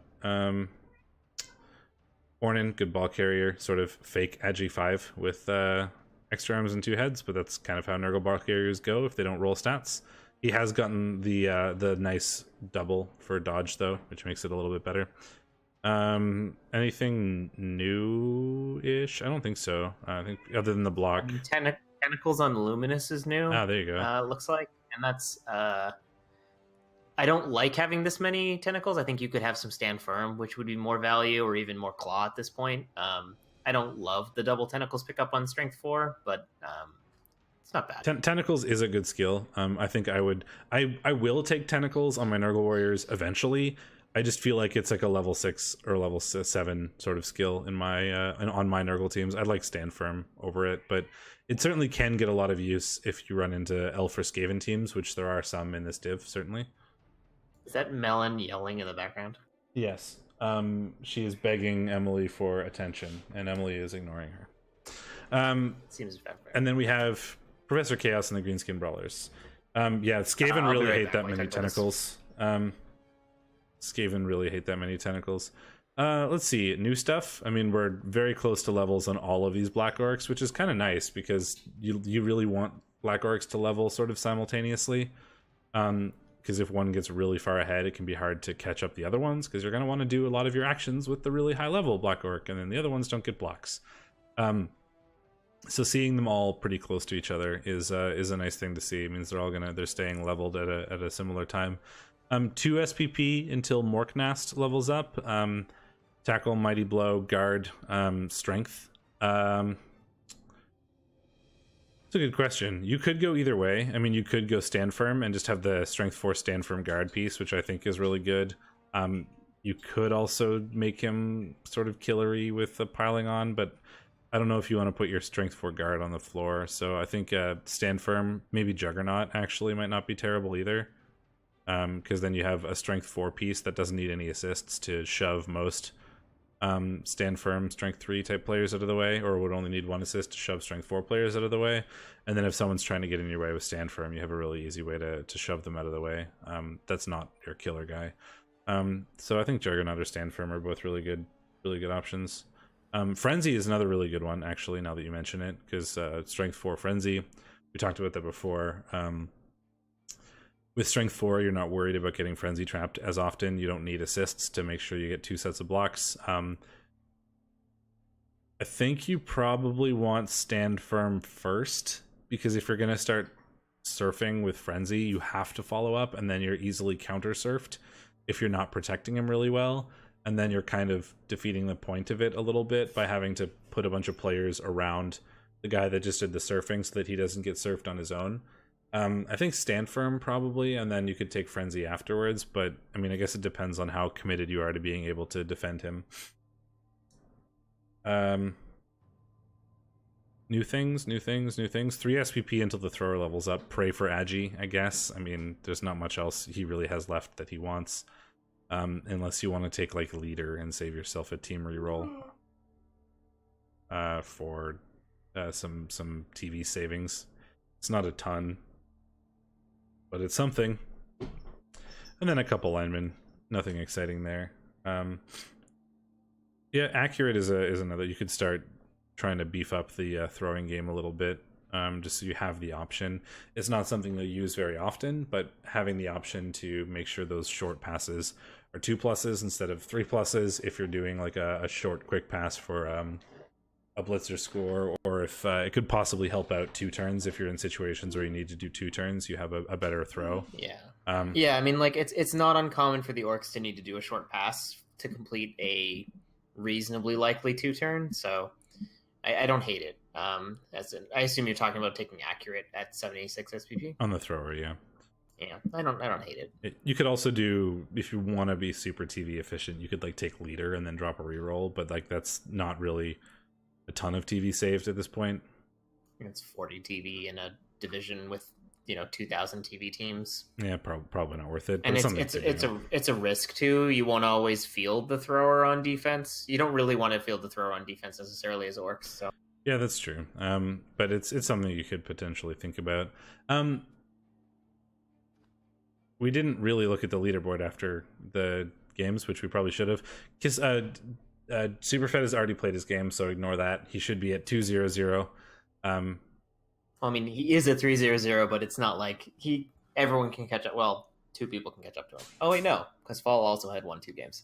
Only Jimmy Burrito can catch up to Superfed. Yeah, so the two leaders out now of the top of this division right now are Superfed and Jimmy Burrito. Fall isn't too far behind. He's only 1 win behind Superfed now. And then there's a lot of mid-table teams here with 1-1s, 1-0-1s. Unfortunately, Revert, Mr. J, and Rolling Red are at 0-2s, but it's still and Rusty Sea Butter. But it's still early in the season. Even if you're down 3 wins and there's 10 games left to go, you could potentially catch up, certainly. But I mean, yeah, you've got tons of time. Superfed certainly making his mark on this division so far. Predictions. In the last division. Sorry, I'm just gonna see where T-Self is because I think I'm playing him after this game. He's on turn 12. That's pretty good. Murderers Row versus Greenskin Brawlers. So we've got Professor Chaos's Orcs, and we have the Doc M's Necro, 1770 and 1850. He's missing the piling on white, which is certainly a thing. He does have the piling on werewolf, which is also a thing that Orcs find pretty terrifying. Yeah, Orcs are gonna struggle. I think the Doc is pretty happy to be down John Wayne Crazy too. Like, not really, but he is 180k of like elf killing machine. He's not that great at killing Orcs, so that's true. It does give him a more reliable blitz. For instance, when you're blitzing like a rule of 5 setup, you're not blitzing into a frenzy trap. But I think honestly that's not too bad. Where is second page? The big thing for me is that, yeah, there is that werewolf. He can do scary things to Orcs. The Orcs have like an absolute monstrous amount of guard. 7 to 4? Yeah, or 5, but yeah. 2. But their guard is also on mostly strength 4, and only 2 of the guard is on strength 4 for Necro. Yeah, and all of them are on movement 4, other than the 1 white. So like they can be hard to, like, it's going to be hard to get the frenzy blocks to do a whole lot if Professor Chaos is careful. I'm tired. Oh, he's a little tired. If he's careful. I was trying to say careful where he puts his black orcs, but I threw the B in there. My mouth doesn't work as fast as my brain. It'll be hard if Professor Chaos is careful with where he positions players. It could be hard to get good frenzy blocks off, and yeah, and I mean, like, there is Mighty Blow piling on to go back for the downside. I think is that Necro is very resistant to teams. Has Steak fallen asleep on stream before? No, and he's streamed all night couple times 1-day tournaments. So I think he's never fallen asleep. I fell off a chair once while on voice with him during an all-night 1-day tournament, but none of us have fallen asleep. I have fallen asleep at my computer, but not while streaming. I was back in the days of high school and unlimited free time, where I was like playing World of Warcraft till like 4 a.m. before going to school the next day. I once fell asleep between pressing yes on a ready check to say I was ready to do the pull and the actual pull itself. That was the thing I did. I fell asleep on Hodir during progress attempts. That's really funny. I think I remember you telling me this. Yeah. I mean, admittedly, there's a lot of idle time in raids, so I'm not surprised. What was that noise? It was the cork again. Oh, okay. Predictions. I like the Orcs. I think as long as the positioning of the Orcs are good, it's going to be hard for the wolves to do their wolf things, and then the Orcs can do some punching. And we've seen before that Professor Chaos is pretty good at positioning, so I like the Orcs here. Yeah, while you were falling asleep in raids, I was staying up until like 4 or 5 in the morning trying to get to like Field Marshal and playing PvP. Rats against. What do you predict for that one? Against Rats Against Caesar versus Rogues Gallery or Murders Row? The Murders Row Greenskin Brawlers. You haven't given me a number yet or a team. Honestly, I think it's gonna be the Necro. Divisive. I think that Professor Chaos wins the pitch control game, but he doesn't have the tools to really really beat up the Necro. The Necro being mostly like armor 9, armor 8, regen. Like, he just doesn't have a ton of Mighty Blow. He's got 2 Mighty Blow. I'm worried about that. Rats Against Teen Stars versus Rouge's Gallery. The Rats. My first instinct was Chaos Dwarfs, because that's a lot of Mighty Blow against a lot of armor 7. And then I realized that the Rats are going to be getting like 300 KTV and inducements, and it turns out Rat inducements are really good. Wizards, all the extra gutter runners you can get. The 300k is awkward because I don't think you can get a wizard and like the claw strength 4 piece, because I think he's like 100 or closer to 200. Glart Smash Rip. It's Glart Smash Grip because he's got a claw. I don't remember how much it costs. Maybe you're right. It's one of those two. It's Glart Smash Rip Jr. is what his name is, but I don't remember what I don't remember how much he costs. He is 210, I think. There's Glart Smash Rip and Glart Smash Rip Jr., but like, and they're different in because there's like the tabletop ones or fumble ones or whatever, but Smash Rip Jr. is the one in Blood Bowl 2, and he's the strength 4 block claw juggernaut rat. Oh, weird. The actual tabletop one is very different. Like movement 5 instead of movement 7. But then he has grab, juggernaut, stand firm, claw, block. Well, yeah, there's 2 of them, right? Like, this one is the other one's son. He's smaller and faster. Yeah, but the one that's 190k is like the one with way more skills. He's also movement 5 on a rat team. Yeah, and I guess that's a pretty big deal on a rat team. I mean, I like I think I like the Rats mostly because that like wizards can do massive things against Chorfs when you have the movement to capitalize on it. So it could be hard, and if he loses players, it's going to be real bad for him. Like, if the Chorfs go on offense first and get like 3 or 4 removals in the first 5 turns, suddenly things look terrible for the Rats. But I think that with good inducement use, they'll be able to pull that one off. Yep. Reality Kings versus Zons. I pick Reality Kings. Me too. Hey, we both get a point. No, we don't. Rowdy Rebel Rousers and Cantankerous Crustaceans. This is a Nurgle off. Or no, it's a Nurgle versus Lizard. Right, the super battered Lizards versus Nurgle. The Lizards have 5, 6, 7, 8 players, so they get 180k in loners on top of 1570. So they're at 1750. Yes, math. I can do it. 1750 versus 2120. So they get what? 370k, something like that. I'm just gonna believe you. I didn't listen to what you said. I did math in my head. It's a dangerous prospect. You're an engineer. You don't do math. I don't. I'm also definitely not an engineer. That's 370k. So that's 250k for Slibley and 100. And if you put in a little bit of bank, you can get Slibley and a wizard, or you could go Slibley and an Appo. I'd probably go Appo. Wouldn't be the worst. Yeah, I mean, I think even with Slibley and a wizard, your odds of winning this game are not amazing. No, I mean, Slibley is a really good player, but that's just putting you back up to 6 lizard or 6 Saurus. There's 2 Claw Mighty Blow, one of which is piling on. Yeah, I mean, this is going to be a tough match, certainly. Yeah, lizards at higher, once they get to start running into higher TV claw teams, start to struggle a bit. So I feel like I would the skinks are actually normally the skinks would be surprisingly useful in this type of matchup because they're strength 3 block, but it turns out horns makes you strength 4 when you blitz, so the Pestigores can still 2-die hunt the skinks. I mean, also their Pestigore is a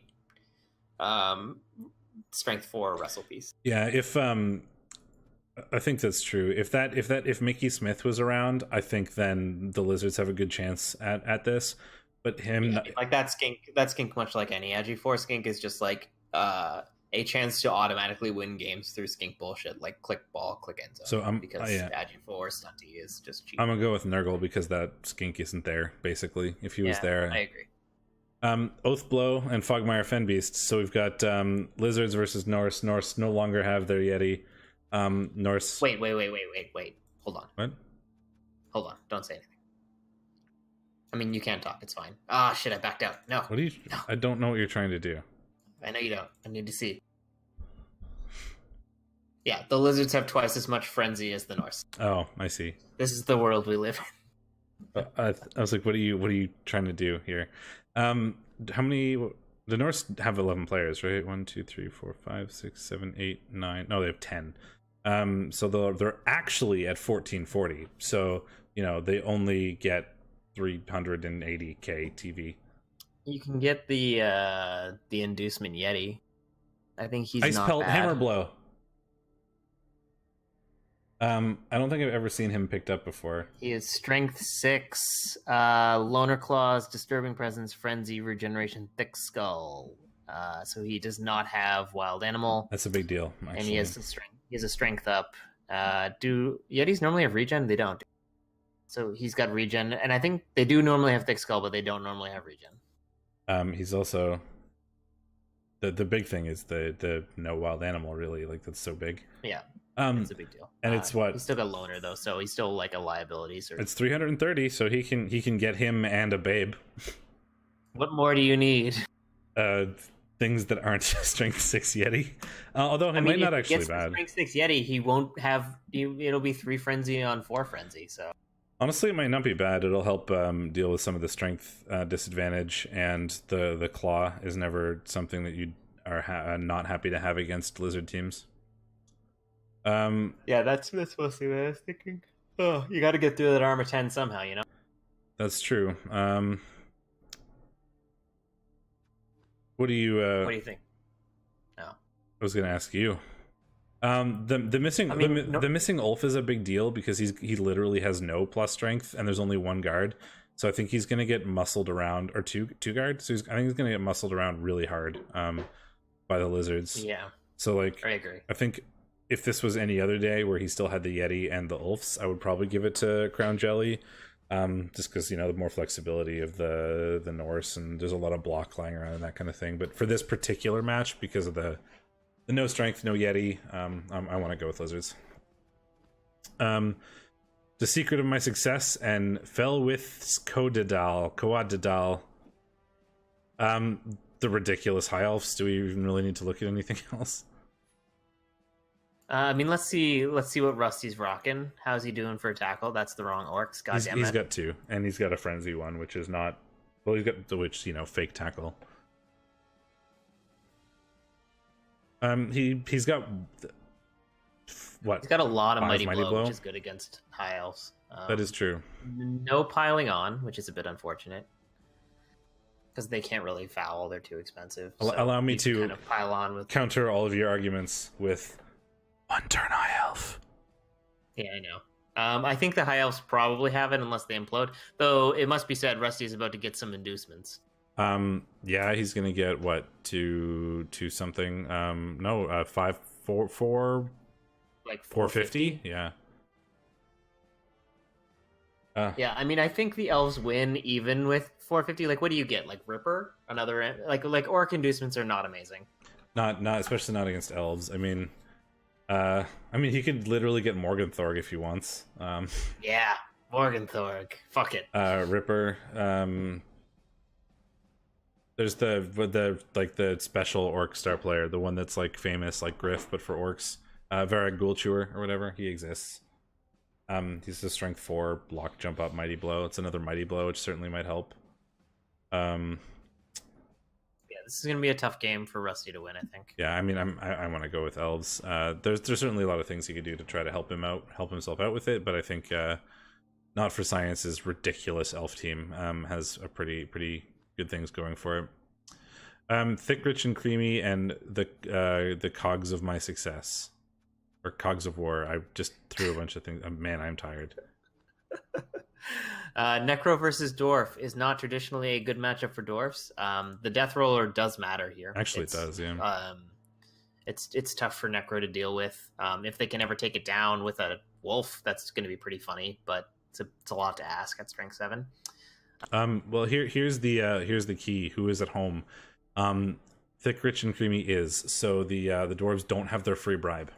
So if the no, in fact, the sandwich kiosk, a squig sandwich kiosk. So if the Necros, and there's going to be no inducements on either side, so the death roller will get sent off at the moment the Necro score, and it turns out it's pretty easy to deal with. Yeah, pretty easy for them to score with movement 8. So there can't even be a get the ref to get a free bribe to the dwarves. This is like just never going to work. No, so the dwarves are basically going to go down to unless if the dwarves go on offense first, that's kind of their big hope. If they don't get offense first, then they either not fielding the death roller, which is kind of their big advantage here, or they're fielding the death roller and then the Necro score quickly and get it sent off. So Jimmy is going to be out his kick and his best flesh golem, which is a big deal. So he's going to be a bit down in the strength and guard department. He's only going to have 2 guard. So he's really going to have to play the hit and run style. If he gets drawn into a brawl with the dwarves, he's going to get the shit kicked out of him. But I do think the Necro have the edge here. Yeah, same. I think the dwarves have everything wrong for them right now. Right, they're not at home, so they don't get their free bribe. They're missing a player, so they don't have a bench. Like there's a lot of they're kind of, the odds are stacked against them, no matter what they do right now, because they don't get their bribe, they don't get to have their extra bench player. It's just the nature of this week, right? This could, I think, if you swap that, if you have your bench and you're at home and get your free bribe, suddenly this looks way more dwarf. Not necessarily favored, but a lot more even, I guess. But since we have all of the bad things, I want to give it to the Necro. And that is going to be that. Let's bring up the title screen. Thanks for hanging out on this Thursday night and dealing with tired me. I don't know where that came from, but I am certainly tired. We'll be back next Thursday to do more things. The week after that, we are probably going to have to skip. I don't think there's a way around that. I'll be in San Diego for work stuff, business trip for the entire week. Maybe I'll talk to T-Self about hosting it on his stream next week. Oh, you could do that, yeah. You could host it on his stream, and you guys could do it. I can put it up on my YouTube channel or whatever, or he can afterwards. Either way is fine with me. Stupid work. But yeah, we'll be back next week. Next week will be match reviews. So feel free to send us a PM if you think your game is worth us taking a look at in the following week. You don't really need to do it if you're in Div 1. I just ask T-Self every week. It's like cheating. So yeah, that's kind of handy. But if you're in 2A in particular, feel free to poke us if you think your game is worth us taking a look at. And we will probably take a look at it, unless you're one of the ones that we looked at last week. So I think that's going to be it from us. We will see you next time. Thanks for hanging out with us, guys. We'll be back next Thursday. Until then, I'm in Steakmittens. And I'm Shadorra. And we'll see you then, folks.